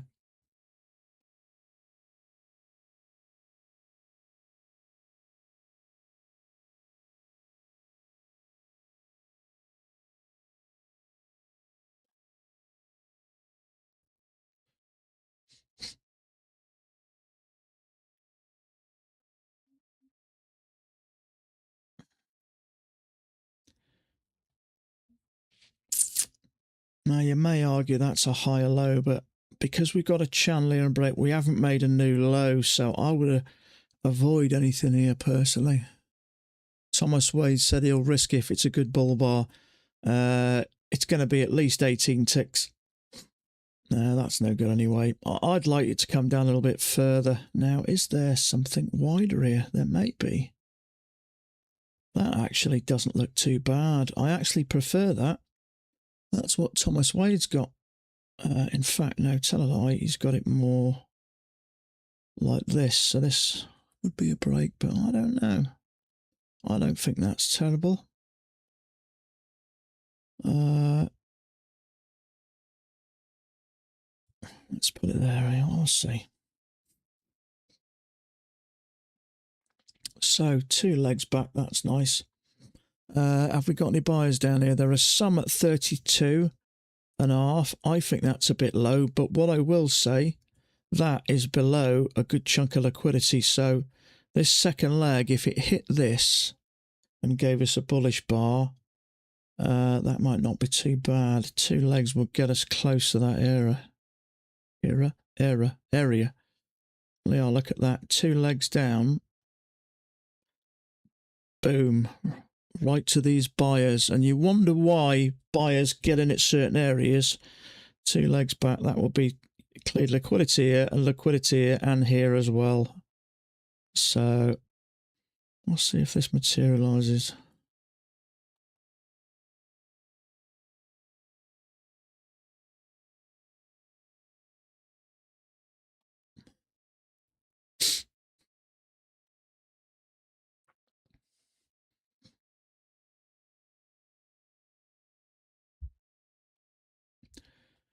Now, 2 legs back. I would expect that to go up for a second leg. Now, if we have got a bigger channel, there's plenty of room up to the top. Plenty of room. So if we get a push up 2 legs, another leg up here. So let's see if we get lucky. We got 130 contracts right there. Go on, it's a clear liquidity there and there. It broke below there by a tick. We didn't quite hit the buyers. Now we have. Let's see if we get a strong move up.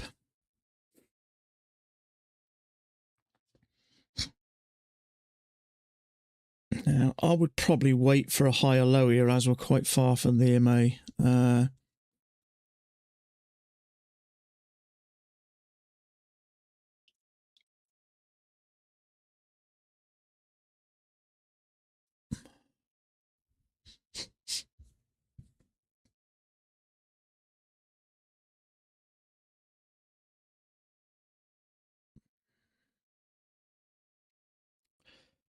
I'm not getting the reaction I was hoping for.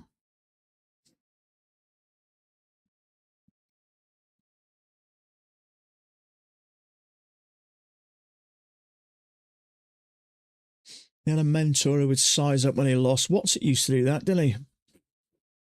I've noticed Wilson do that. He'll take a couple of losses and then double up. It's dangerous, that is, because that's an emotional reaction, that is. Going for more. It's a little bit of stress and panic trying to get your money back. Okay, so 2 legs down. We've broken any liquidity below there. So this is an area where it might push. I would be careful of this personally because we've come down a little bit further than I expected. But I would prefer, I don't think you can, it's quite wide, these legs, so I wouldn't confuse this with a channel. So if we had a push above that EMA, I will be okay going along there. But it's not looking like it's pushing up. So whether this is slightly wrong or who knows.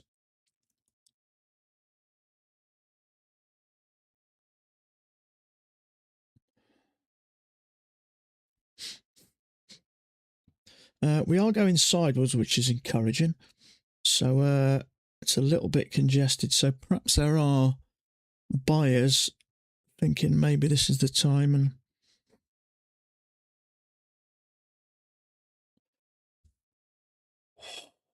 oh, excuse me.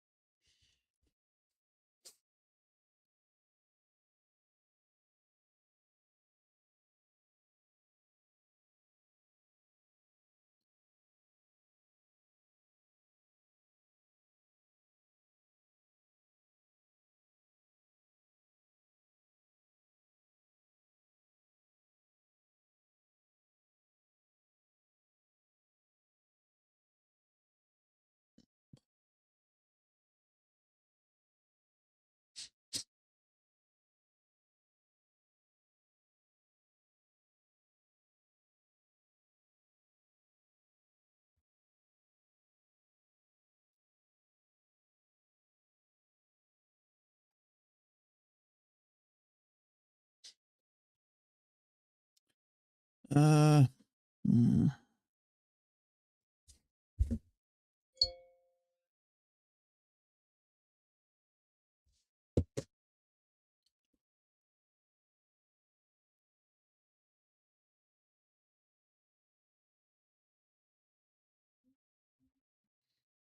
So, we got a leg and a leg down with a correction.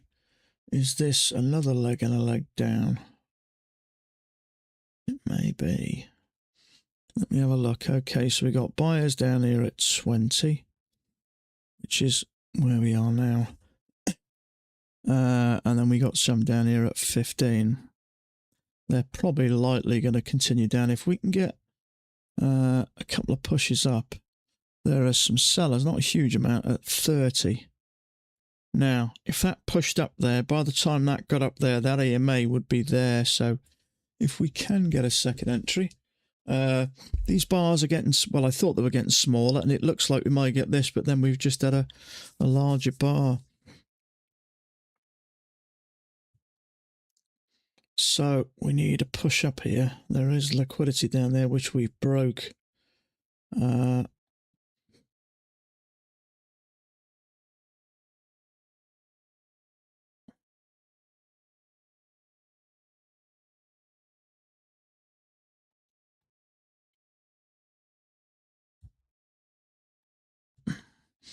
Christ on a bike. This thing doesn't want to stop.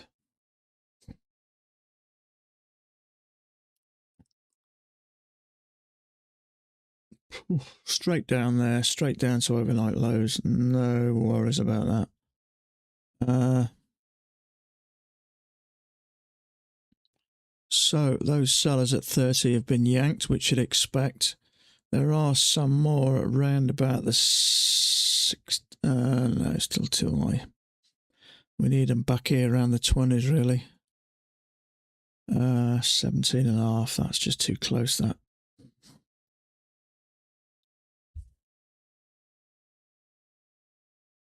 Certainly looks like it. Nice looking leg, maybe a correction of some sort, and then straight down. I mean, it is moving well. To be honest with you, you only need one great setup, and there's your day done. So if I got one clean setup, I would consider it a good day. So it's working quite nice. It's quite clean, and it's easy to read. 2 nice legs down, lovely correction. We've got a leg down with a nice correction, and then a stronger move, cleared the lows, and then we've got push up. Looks like a couple of legs, and we're down again. So if we can get a good setup here, we may get something. But with such a strong move, looking like it's going to continue down at the moment, half the time we get out the EMA slightly, out the channel slightly, and we're already diving. Whereas going back 4 or 5 months, we'd more or less always get back to the EMA, and more often than not, we get a setup.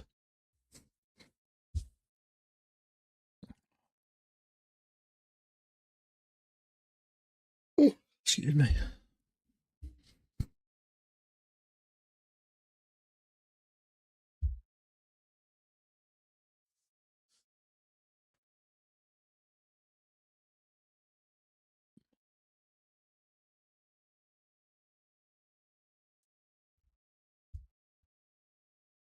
Okay, I've got no issues with that channel.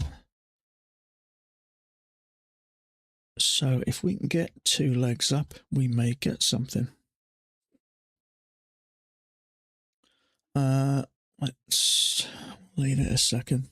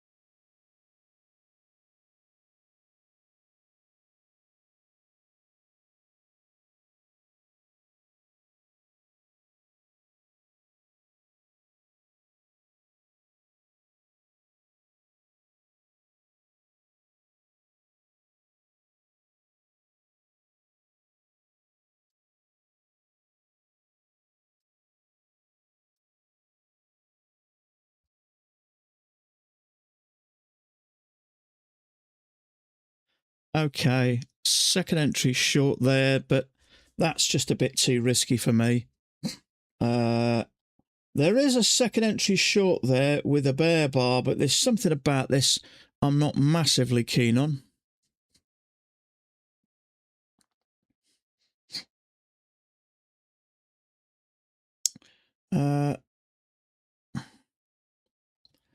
There's your channel up. We haven't really made a new high. Sometimes it just doesn't make a bit of difference, but I would want to wait here.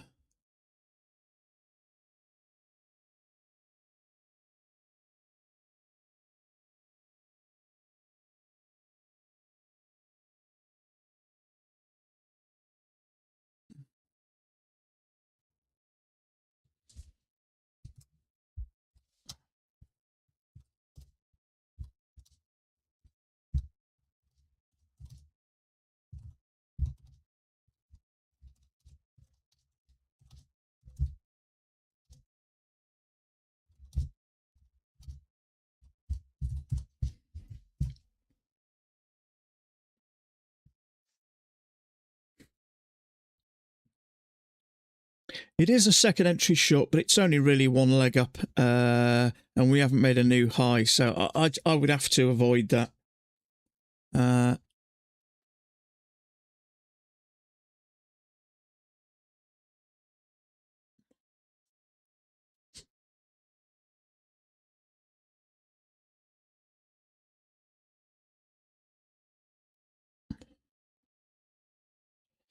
Even the failures naff. I wouldn't expect anyone to be going along there.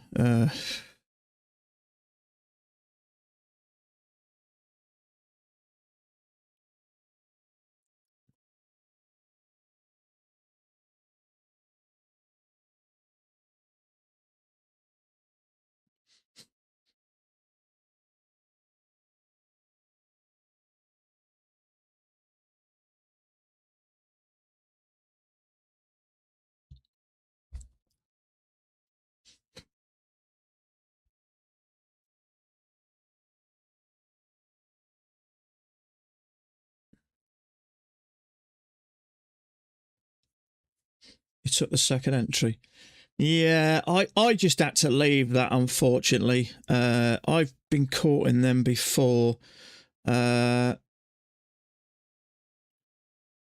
lower high, we've got a little micro with a break. We haven't made a new high. So I've just been caught out in them. It's one of those things, sometimes you take it and they work, you know what I mean? And you don't. As soon as you take it, you get stopped. And as soon as you don't take it, they go down. But as frustrating what it is, it's not a great setup for me personally. On the second chart, it looks a bit better, but I'm still not a massive fan of it. That move is come down. We could trigger that and push a bit higher for a second leg. That's the trouble. You know, we could do this. And that, yeah, I wouldn't be shocked there. And if you look on Bookmap, you can see there are orders at 30. And that is right where that measured move is. So it's just one of those things. You do nothing and it works. You get in and it stops you out. Now I'm kind of hoping with this second leg that maybe we end up with another channel down that's not quite as steep. But you got to be careful. It needs to kind of, let's take the colour out of it so it's an area of interest. But there's a possibility we do something like this, but you've got to wait for it to get confirmed a little bit more, really, before you start jumping into something like that, because it just may be 2 pushes down and then we're off in a different direction. There are sellers at 20, which is encouraging. You want people selling in the direction which is good. If you get into something here and there are other people selling, that's a bonus. And you got plenty of buyers at 10, 7 and 5, which is all down here.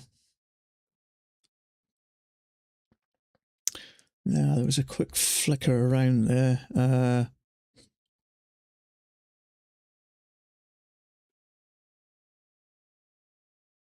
So I can see sellers there. You got to be careful about jumping straight into it.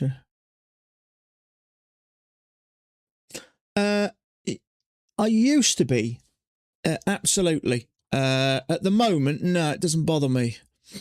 And just looking at the discords, I can't see anybody else. Let me have a look.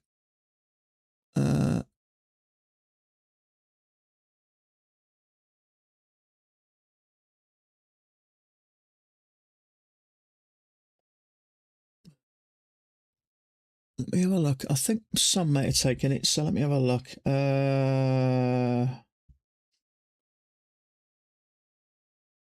Took that second entry short, didn't have a break in new. I probably would have as well if it wasn't for the engulfing bar. Didn't like the signal bar. Felt guilty about taking it max. Skipped it too. So it's one of those things, isn't it? And if you look on Thomas Wade's, I can't see anyone that's done it. So it's one of those ones, isn't it? It might look slightly better on one chart. The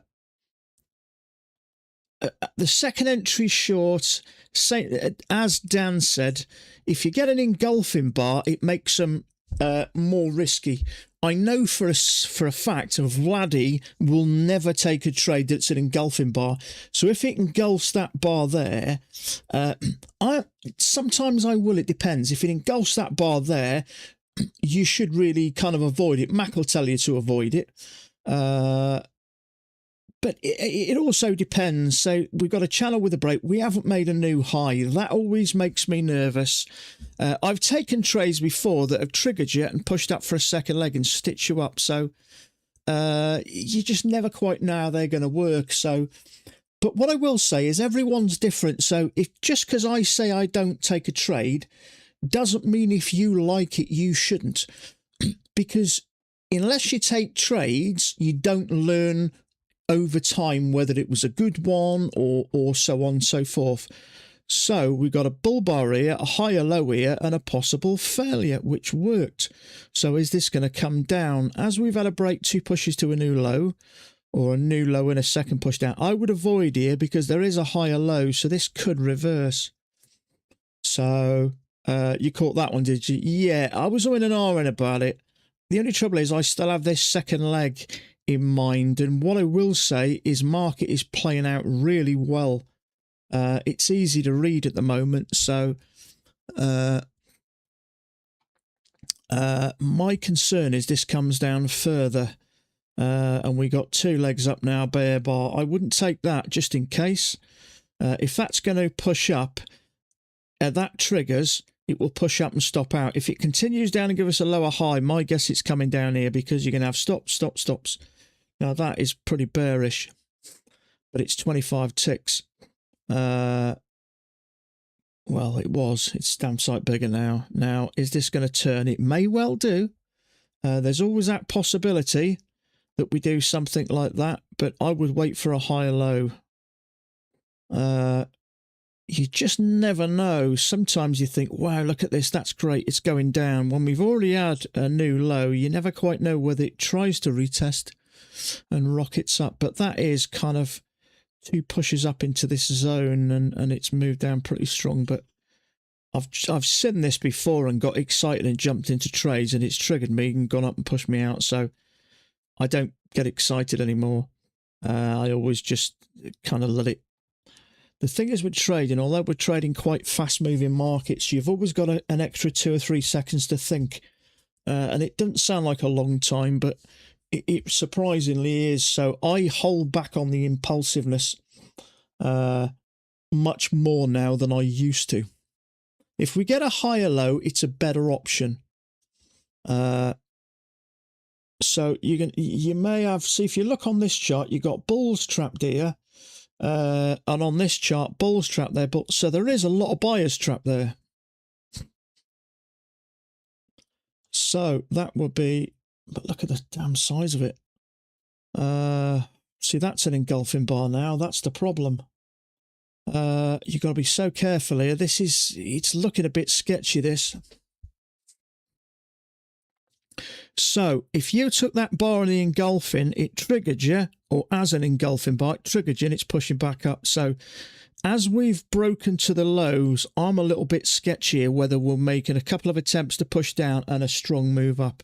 You can have a shitload of a seller's trap there. Now, would I go long there? It could trap you long and come down. I don't think it's a bad trade personally. Trouble is you got sellers at 22, so that you got to be a bit careful here. If you go long here, it may trigger you and push down. Is that 2 legs up? This is a bit of a sketchy area.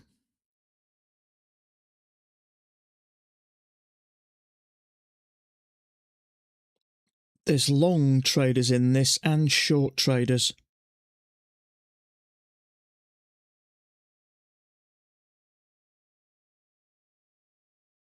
See, I would want this lower high to close below EMA. Trouble is, it's stacking up a bit now, and there's traps galore here. You've got longs trap there, lower high, shorts trap there, bears trap there. This is a bit, there's traps galore here. shorts in there, longs in there, shorts in there. Longs here. What do I think? I don't know, actually, because we've got sellers up here and buyers down here, so it's a little bit... So sellers at 25 and buyers at 12.5. So price is here, and we got the... Yeah, it's starting to go a bit sideways. You got actually sellers up here, buyers down here. It's very hard to get this wrong. It's very easy to get it wrong, sorry. If we can get above there, we'll hit some stops. And it might make it a bit easier to get to there, but look how it's finishing. It's a couple of ticks off a doji. It's not safe to trade here at the moment.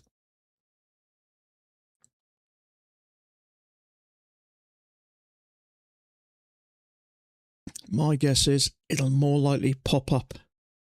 If it gets above there, it might find it a bit easier.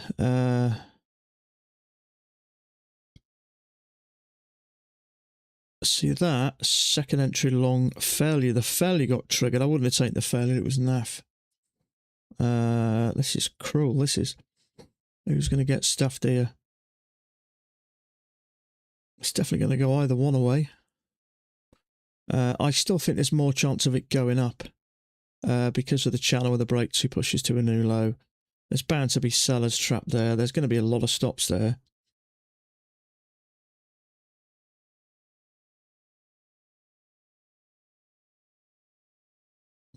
One minute it looks like it's going up, and then 3 seconds later all of a sudden it looks like it's coming down. When I used to trade these panicking, I'd go long here. When prices started coming down, I'd reverse the trade. When prices coming up, I'd reverse it. You reverse a trade with 10 max contracts, a couple of reversals, and you're out just for commission. Just for... If you're reversing, you're losing a tick, which is $125.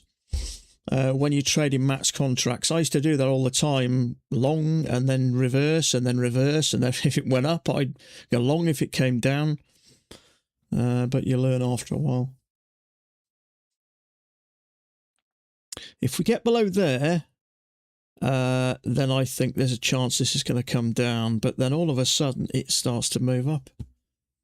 You caught long 6 ticks. Yeah. I couldn't tell you what's going to happen here. I thought it was going to break above there a minute, and now all of a sudden we're bearish. Could you argue there's a triple test? Maybe. I would much prefer to break above that bear bar and trap any shorts, and then if we got a bearish bar, then I would say, yeah, it's more likely going to go down. But you got longs there. Longs down here and down here, so if it does get below there, it may just drop. The arse may drop out of it.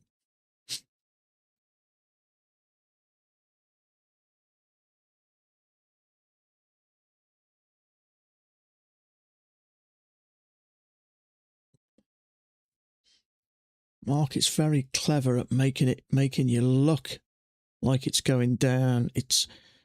I don't think you really want to trade a chart while the bar's moving, because 1 minute it can look bearish and you jump in, and then by the end of the time the bar's finished, it's up here. That was another habit I had, jumping in before a bar had finished just because it was looking like it was going down or up, and then it would change last minute.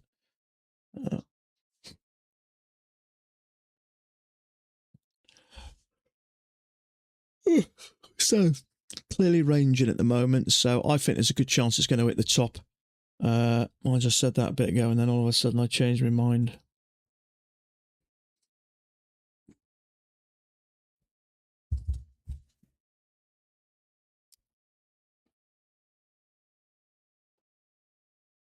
So look at this as well, the range. Sellers up here, buyers down here. That makes perfect sense because it's ranging.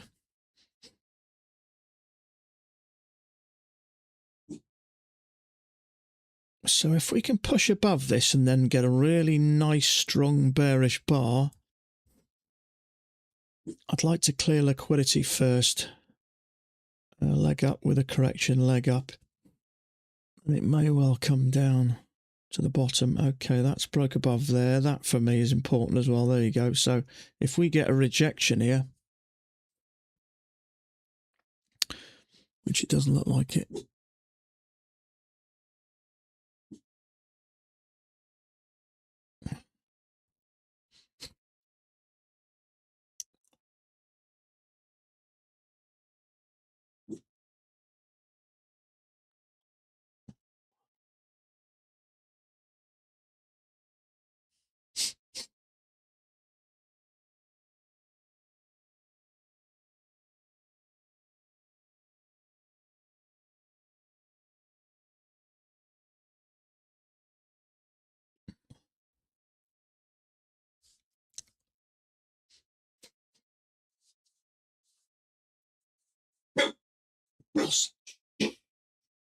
Wilson, shush.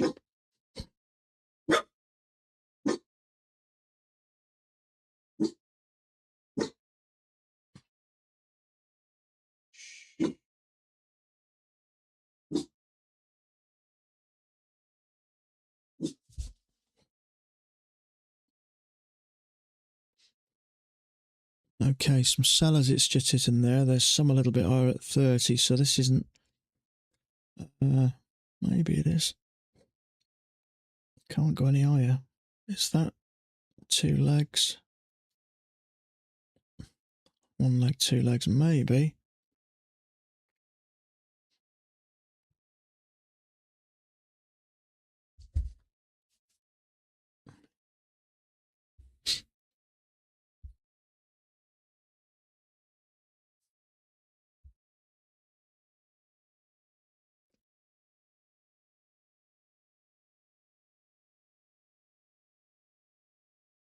Okay, if those are a bigger channel, let's see where price could get to. So let's just put that there like that. Somewhere about there. So that's a possibility if we do get up there. I'm not convinced. Oh, well, there you go. I'm not convinced. We've got a measured move up there, whether this thing's going to come down and clear all this liquidity. We cleared any liquidity there. So if you've got a leg down and a liquidity sweep ready for a push down. So I think there's a good chance it's going to come down. Trouble is, a lot of the times you would wait for the lower high. I wouldn't just take that personally. On an evaluation, I would. But then when it's pretty clear what's happening, it's rare price comes back at the moment. It just, if it can come back and test the underside, I'd have a short there. Important for me that as we've pushed up, we've cleared any previous liquidity. Now you can see there's buyers here, so there'll be a lot of liquidity down here, so we could get that move to that second push down. See if we can get maybe a test to this underside. Trouble is, by the time the bar finishes, it's bearish and there's no way in. Now, is this a channel up? I don't think so. It's too broad, I think. It may be, but that for me is more a leg up with a correction and a leg up. It's possible, so I'd like to trap some bulls here, ready for a move down. That's what I think anyway. Trouble is, okay, so there is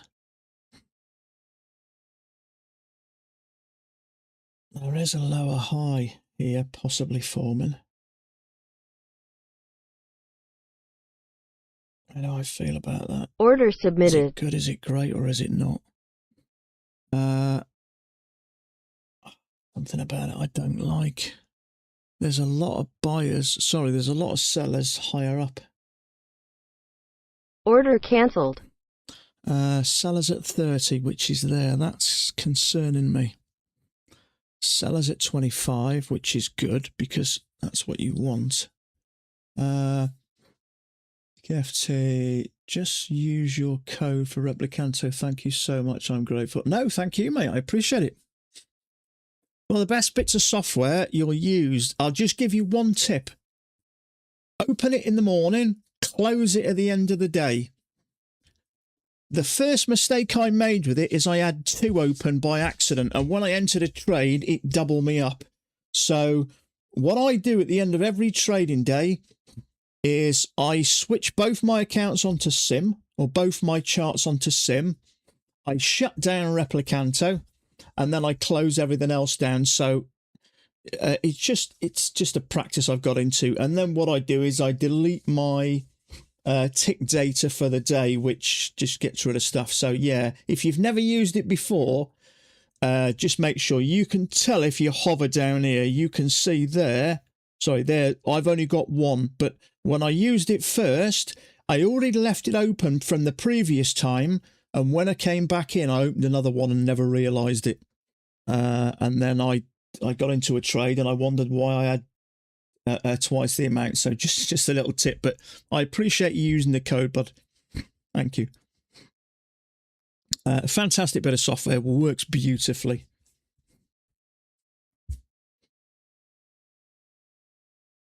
Okay, is this a lower high? I'm just not sure about this at the moment, whether it's trying to creep up. There are sellers up here, so just avoid that.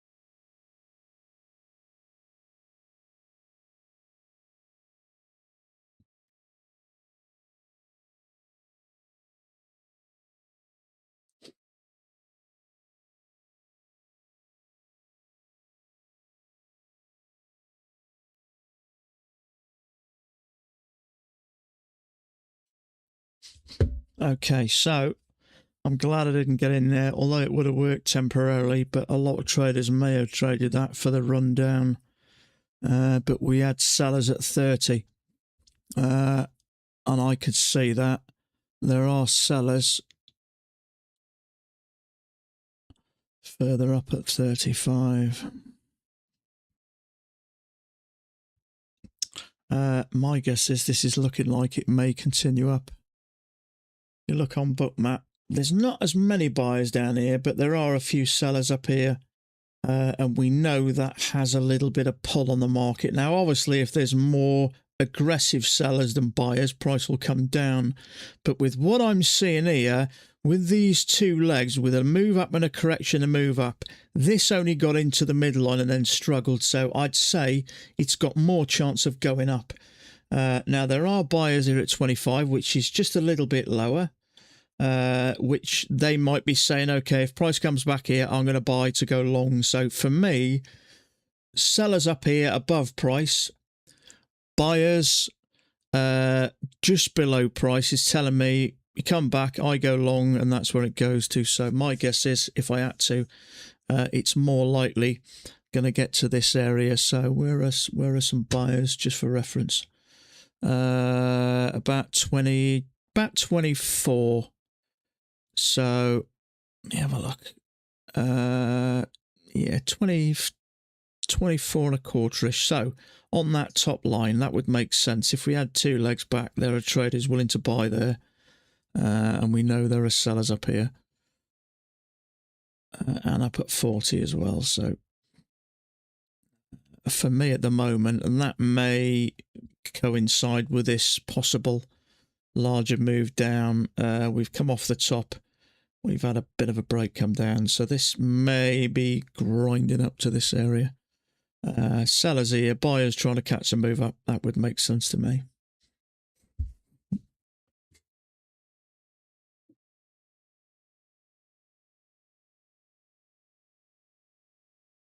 So wait for the kickback millions. God, I wish I could earn that much money. To be honest with you, I'd be happy earning $10,000 a month at the moment.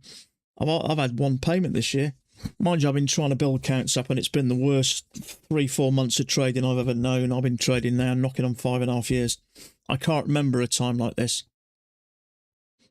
Last payment that was November. It was I had about 18,500, which wasn't which was good for me. But there you go. Sometimes if you can't take trades, you're not making money. I've had a small payment, 1,300 last week. I'm guessing I'm going to get another 1,000 to 1,500 next week. I'm starting to get some small payments from the 2 accounts that are a little bit larger than the rest. I got 2 accounts, about $2,000 and a bit. Majority of them are around about the 1,000. I think the lowest are about 700, between 700 and 1,500, but I got 2 at 2,223. I've had one payment and one of them. The other one's getting close. So is this finding out? See, that's the problem. We had the 2 legs up and it failed, but only temporarily, and then pushed out. Now it's trying again. So it's squaring up at the moment, isn't it?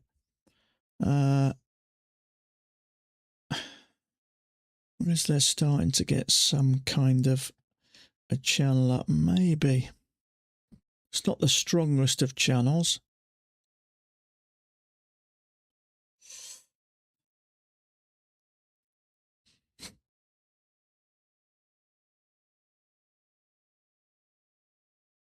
There you go. Thomas Wade's just put that there. Great minds think alike, literally a couple of seconds ago. So he's looking at the same. That's irrelevant, I think.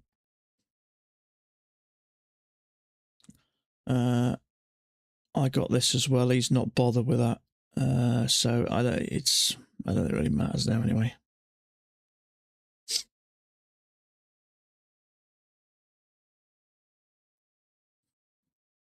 So sellers up here, plenty of room up if we can get a decent setup. So a second entry long.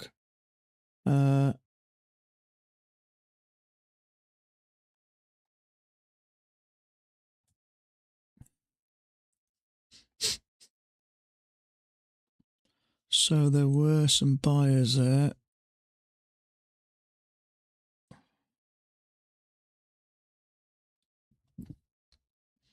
If I get a decent setup, a really strong setup, I'm not too bothered what Bookmap's saying. I use Bookmap mainly to stay out of range top trades and just as a guidance where price is likely to go. I can see sellers up here. We're clearly moving up. So that will give me the confidence if I've got a good setup to take it. Now, if I got in here with those sellers up here, you may decide to hold. So unfortunately, there's a first entry. So I need a higher low here. And the trouble is, as we know, that comment from ChatGPT, price comes back to the EMA at the moment and goes flat before it takes off. So sometimes you just get nothing. You can't take that really. We haven't broke below. It's nothing.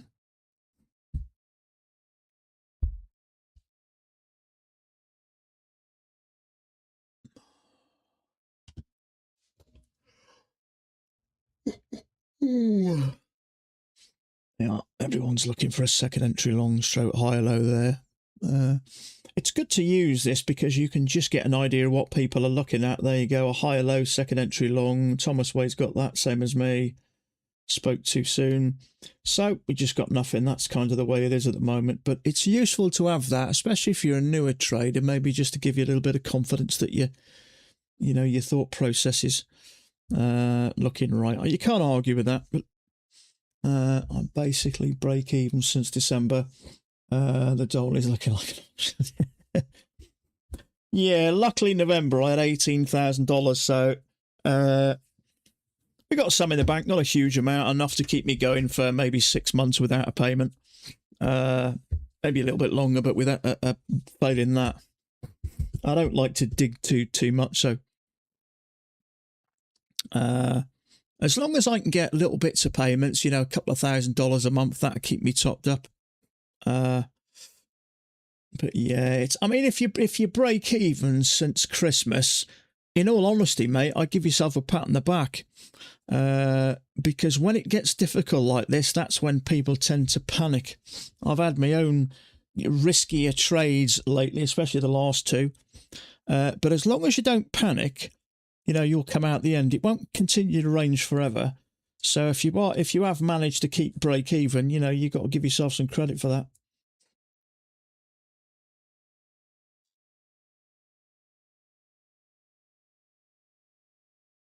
Paying expenses, yeah. I haven't spent much this time around. Some of the early parts last year, I was spending a couple of $1,000s in a couple of months. I spent $12,000 on fees last year, which averages $1,000 a month, which is one hell of a lot of money. My plan is this, even just to half it or less. See, if you look at people like Nutty, he's fortunate. No, I'm fortunate I have bits of affiliates, not a huge amount. It's usually under or around $1,000 a month. Nutty will have 10 times that, I guarantee you that. I saw him take a trade with 150,000, I think, lucid flex, based on a news. He was just going long. It was a punt, a gamble. And that would have cost him $500. So if you can afford to just risk blowing $500 on a hit of the, you know, a toss of a coin, then you're making a fair amount of money on affiliates. I bet he's making 10,000 plus, possibly quite a bit more. So if you can earn that sort of money from affiliates, you can. No wonder he's got 35 accounts on the go. You can afford to do that. I'm not saying he's not making money. He absolutely is. He's quite open. He's open with the amount of money he spends, but he's still making more money than he spends. That makes him profitable. So to a degree, the affiliates are relevant, but it is nice to have those affiliates coming in. You know, you've got at least a $10,000 a month wage, which is comfortably livable. So some of these, I remember watching a video with, who's the gingerhead guy? I forget his name now. He was making about $20,000 a day on affiliates, $400,000 a month on affiliates. I mean, that is crazy. $20,000 a day. You know, I saw that video and I thought maybe I should make a few videos and pick up some extra subscribers, but I keep meaning to make a few videos and maybe trying to grow my channel, but I don't know. I don't really know where to start with making videos. Streaming's quite easy. You hit a couple of buttons and there you go. If you are break even, you're going to say something there, Martin. Yeah, I pretty much know what Martin's going to say. If you break even at this current climate, you're doing well. I'm a little bit up. I think on my accounts, I was up $10,700 last month, which sounds like a lot, but it worked out about $450 per account per month. So it's a small amount. You're still better than 90%. I'd say probably a little bit more than that in a lot of cases. I think the key is when it is slow, and it has been slow, everyone's talked about it lately, the best thing you've got is your patience. But your natural instinct is to get a little bit frustrated and maybe squeeze a trade. And I think I've done that the last couple of two, but that's okay. As long as you realise what you're doing and kind of have a mental reset, that's okay. My mental resets usually contain about half a bottle of single malt whiskey, and that works a treat for me. So that's my kind of guarantee. So when I have a stressful day, I have a few doubles and I feel on top of the world. But What I will say is when you've been trading a few years, you get better at getting over those mental glitches much quicker, because you know over time, you know by then trading's not easy, and you know over time things will pick up, and you've just got to keep on top of it. But my mental breakdowns used to be on my hands and knees in tears, but you get over things a lot easier. Okay, so we're at the bottom of this possible channel at the moment. Unfortunately, there's just nothing we can do. The trouble is, the more this goes up, the more chance it has of breaking. And sometimes when you see this and you're looking for any type of long you can, that's the time it decides to break. But this is an inside bar, so it's a no. There's nothing you can do here. That one you can't take. It's a bit early there because it's going sideways. You don't know when it's going to come a bit lower, but then you can start to see it's working up. And unfortunately, when you realise it, here there's no setup, here there's no setup, and it's looking pretty much like the same. I've got nothing on my second chart, so I've got a second crack of the whip. So it's just unfortunate. There's not a lot you can do.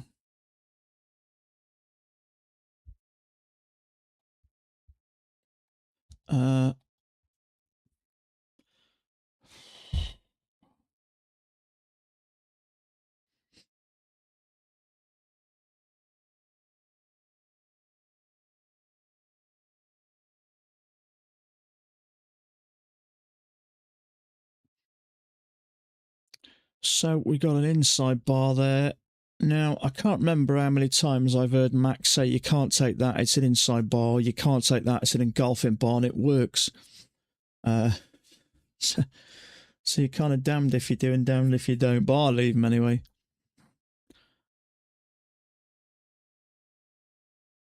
So now we're kind of halfway up, aren't we? So I wouldn't be surprised if we ended up doing something like this.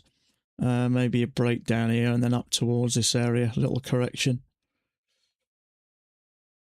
But if you look this time, we had a kind of a break of that, 2 pushes, and then it reversed quite sharply. So even if this is a channel, we pushed up and didn't get anywhere near the top. So, you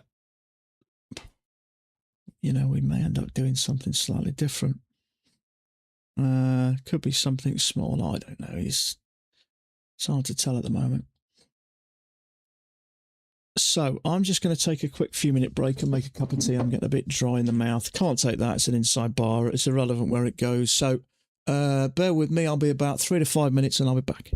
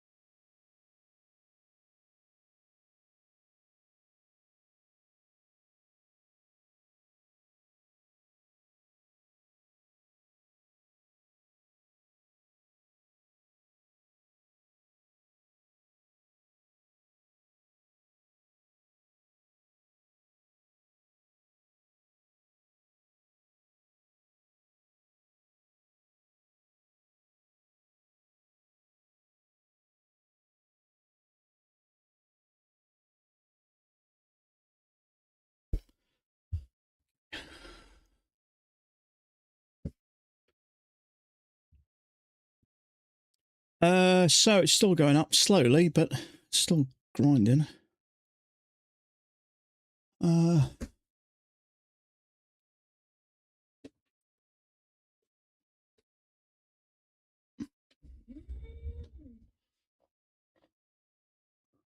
So sellers there, as we thought. So they've gone, and there are more up here. So I think it's likely this is going to continue up. Unfortunately, there's just no way in.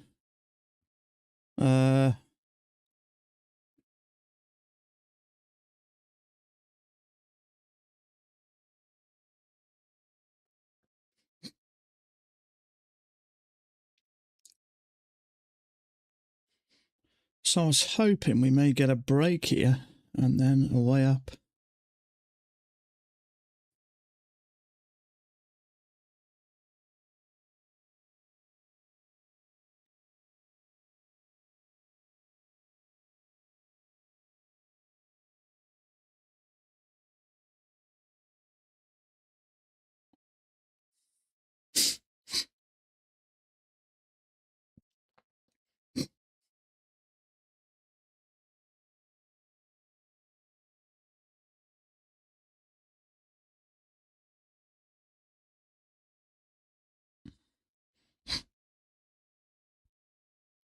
Okay, we're coming to these sellers now at 40 and slightly higher. Aggressive.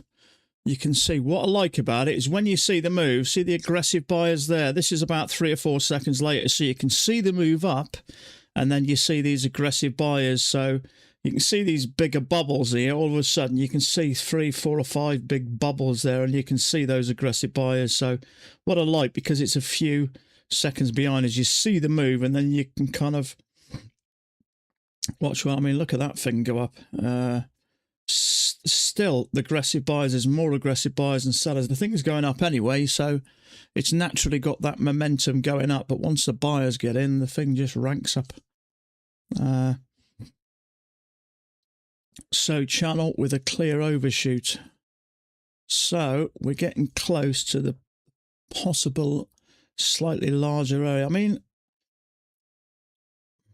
I don't know, is it right? I mean, if you look, we're making a series of higher lows and lower highs, so you can't deny it. But is it the greatest looking one?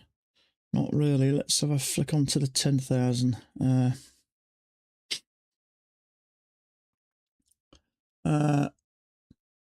Yeah, you can still clearly see it. Clear some of this up now. So, I mean, depending on if you have that like that, there's an overshoot there anyway.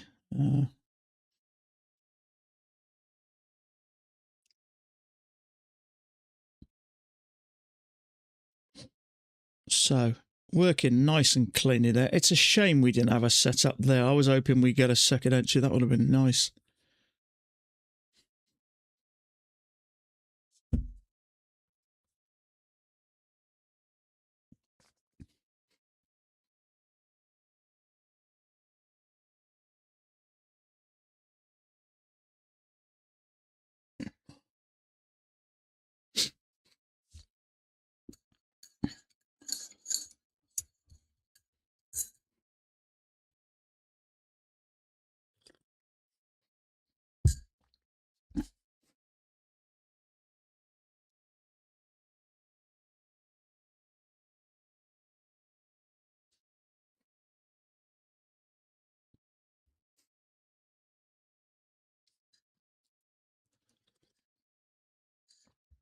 So, overshoot bearish bar with a lower high. Is that going to come back to the MA? I don't take them generally. I mean, these are really different. These are.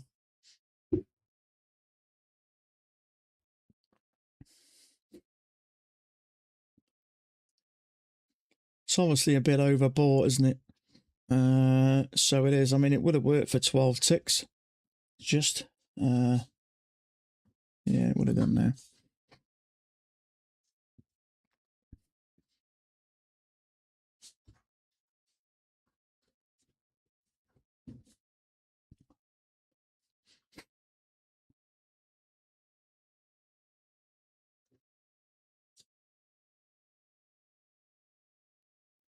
Okay, now sometimes they'll, as we know, they'll lead to a reversal. That's going down pretty strong. Is that going to pull back? I wouldn't be surprised if that thing just legs it straight to south.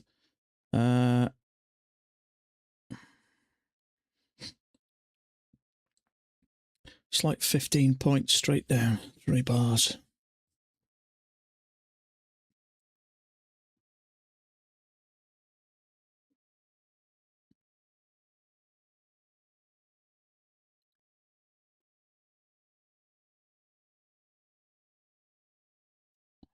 So still a few sellers at 40 there. Not much. In fact, a bit lower actually. 37 half-ish.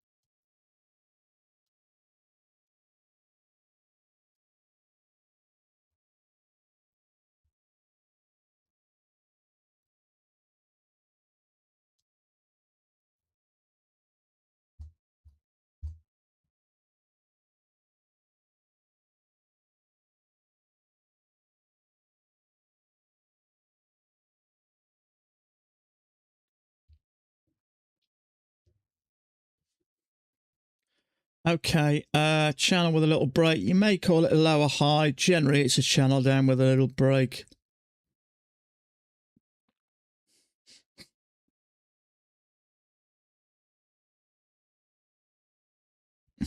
So I'll zoom out. So, depending on how you draw that,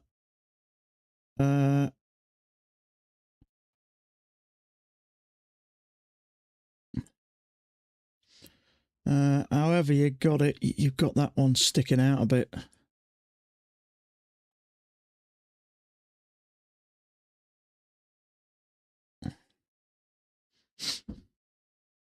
Yeah, it's kind of working okay, isn't it? I mean, depending on how you got that, it's certainly reverse at the right spot. Looks like two. Look, we got, yeah.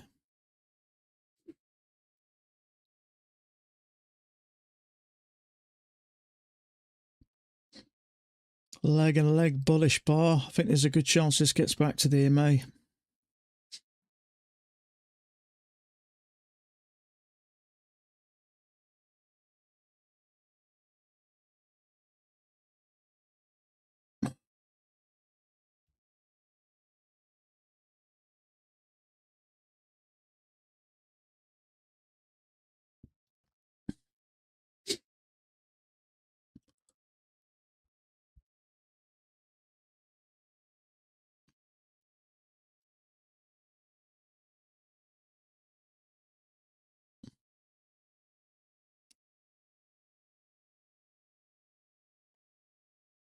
Bloody hell. RGC attack to Azerbaijan live. Italy now deploy troops. It's spreading far and wide. They've attacked Azerbaijan and Turkey, although I believe the Turkey one was accidental. It's spreading all over the Middle East. They did say it could. Okay, so 2 legs down. Nice little bullish bar.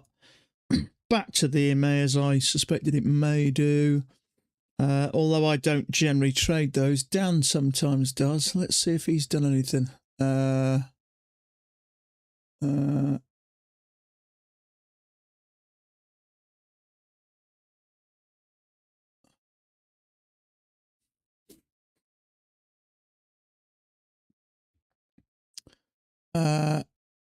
I can't see anything.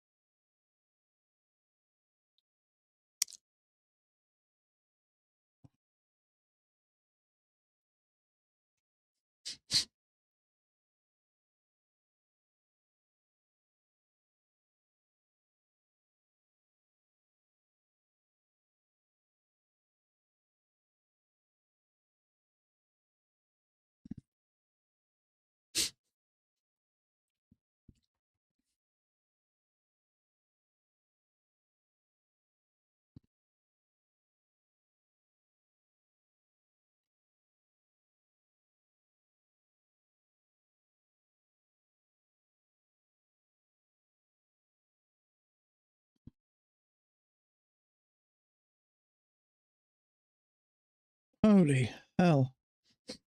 There's a kind of a failure there. That dropped quick.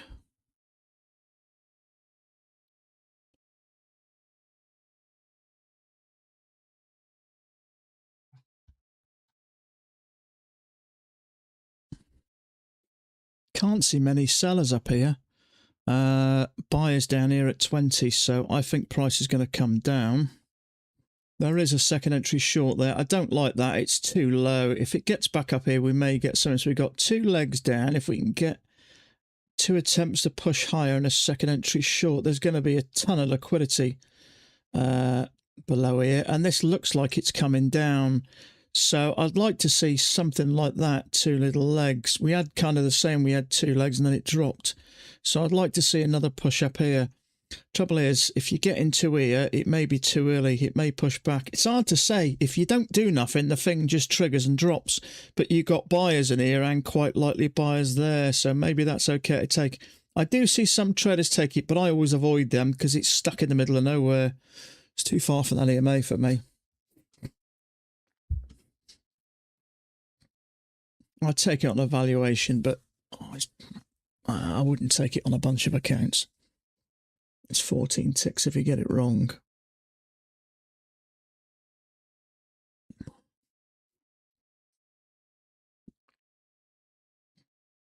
Oh, I'd like to see just another attempt. So 22 and 20.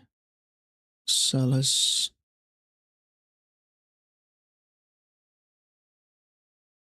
You got sellers right in here, below there. I was hoping we'd get a pullback and then we'd have a target then. But this is just going to drop, I think. Yeah, there we go. As soon as it hit that, 2 legs down. There's battery traders maybe trying to go long here.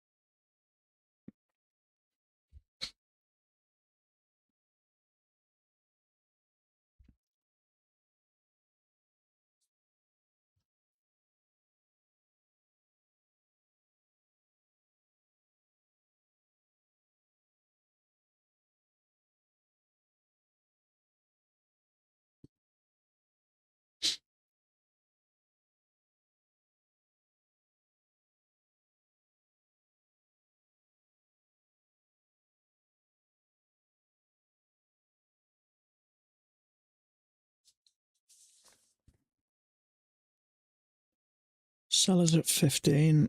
There.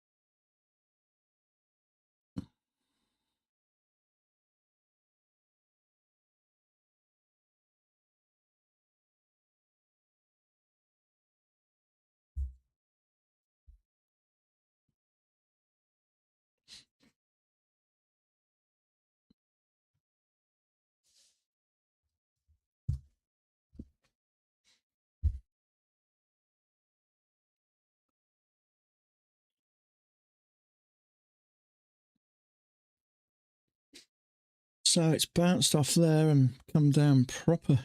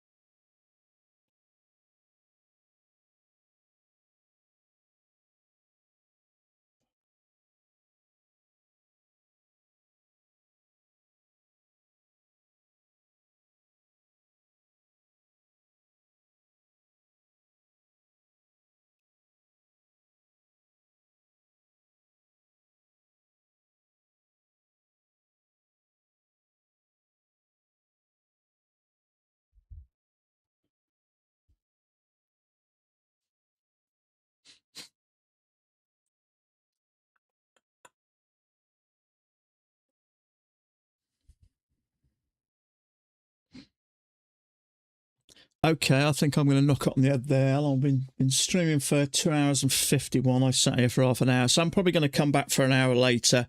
But nothing today as of yet openly. It's not working too bad. It's relatively readable. The only one I've really seen, I think, that was obvious was that one there. We don't see many of those at the moment, but I think that's a lot to do with conditions. ChatGPT seems to think so. There's nothing major. I mean, possibly failure there. I wouldn't take that in real time. Nothing here really. We've had a break. There is a second inch short there. I don't like that because we haven't made a new high, and we could do. And then we're working up here. I wouldn't take anything just yet. And when we kind of, you can sort of tell we're working. Nothing in, nothing in, nothing here. A little overshoot, a little bit of sideways, and it seems to be skipping across this top here. There is a lower high there, but it's on the engulfing bar, so it just makes it more. You could take it on there, but I wouldn't personally, and nothing at the moment. But depending on how you feel about these overshoots, I have seen Mac trade these overshoots sometimes. You got a bear bar and a lower high on the left chart. It's an overshoot, so it's overbought. A lot of the times traders will get in there, and look how well that works. You'd have been in and out in that first candle. So I don't tend to do these, but we don't often see them look as clean as that. So but there you go. So I'll leave you guys to it. I appreciate your company. Best of luck if you carry on trading. Failing that, have a great evening, stay safe, and we'll catch up tomorrow. Bye for now.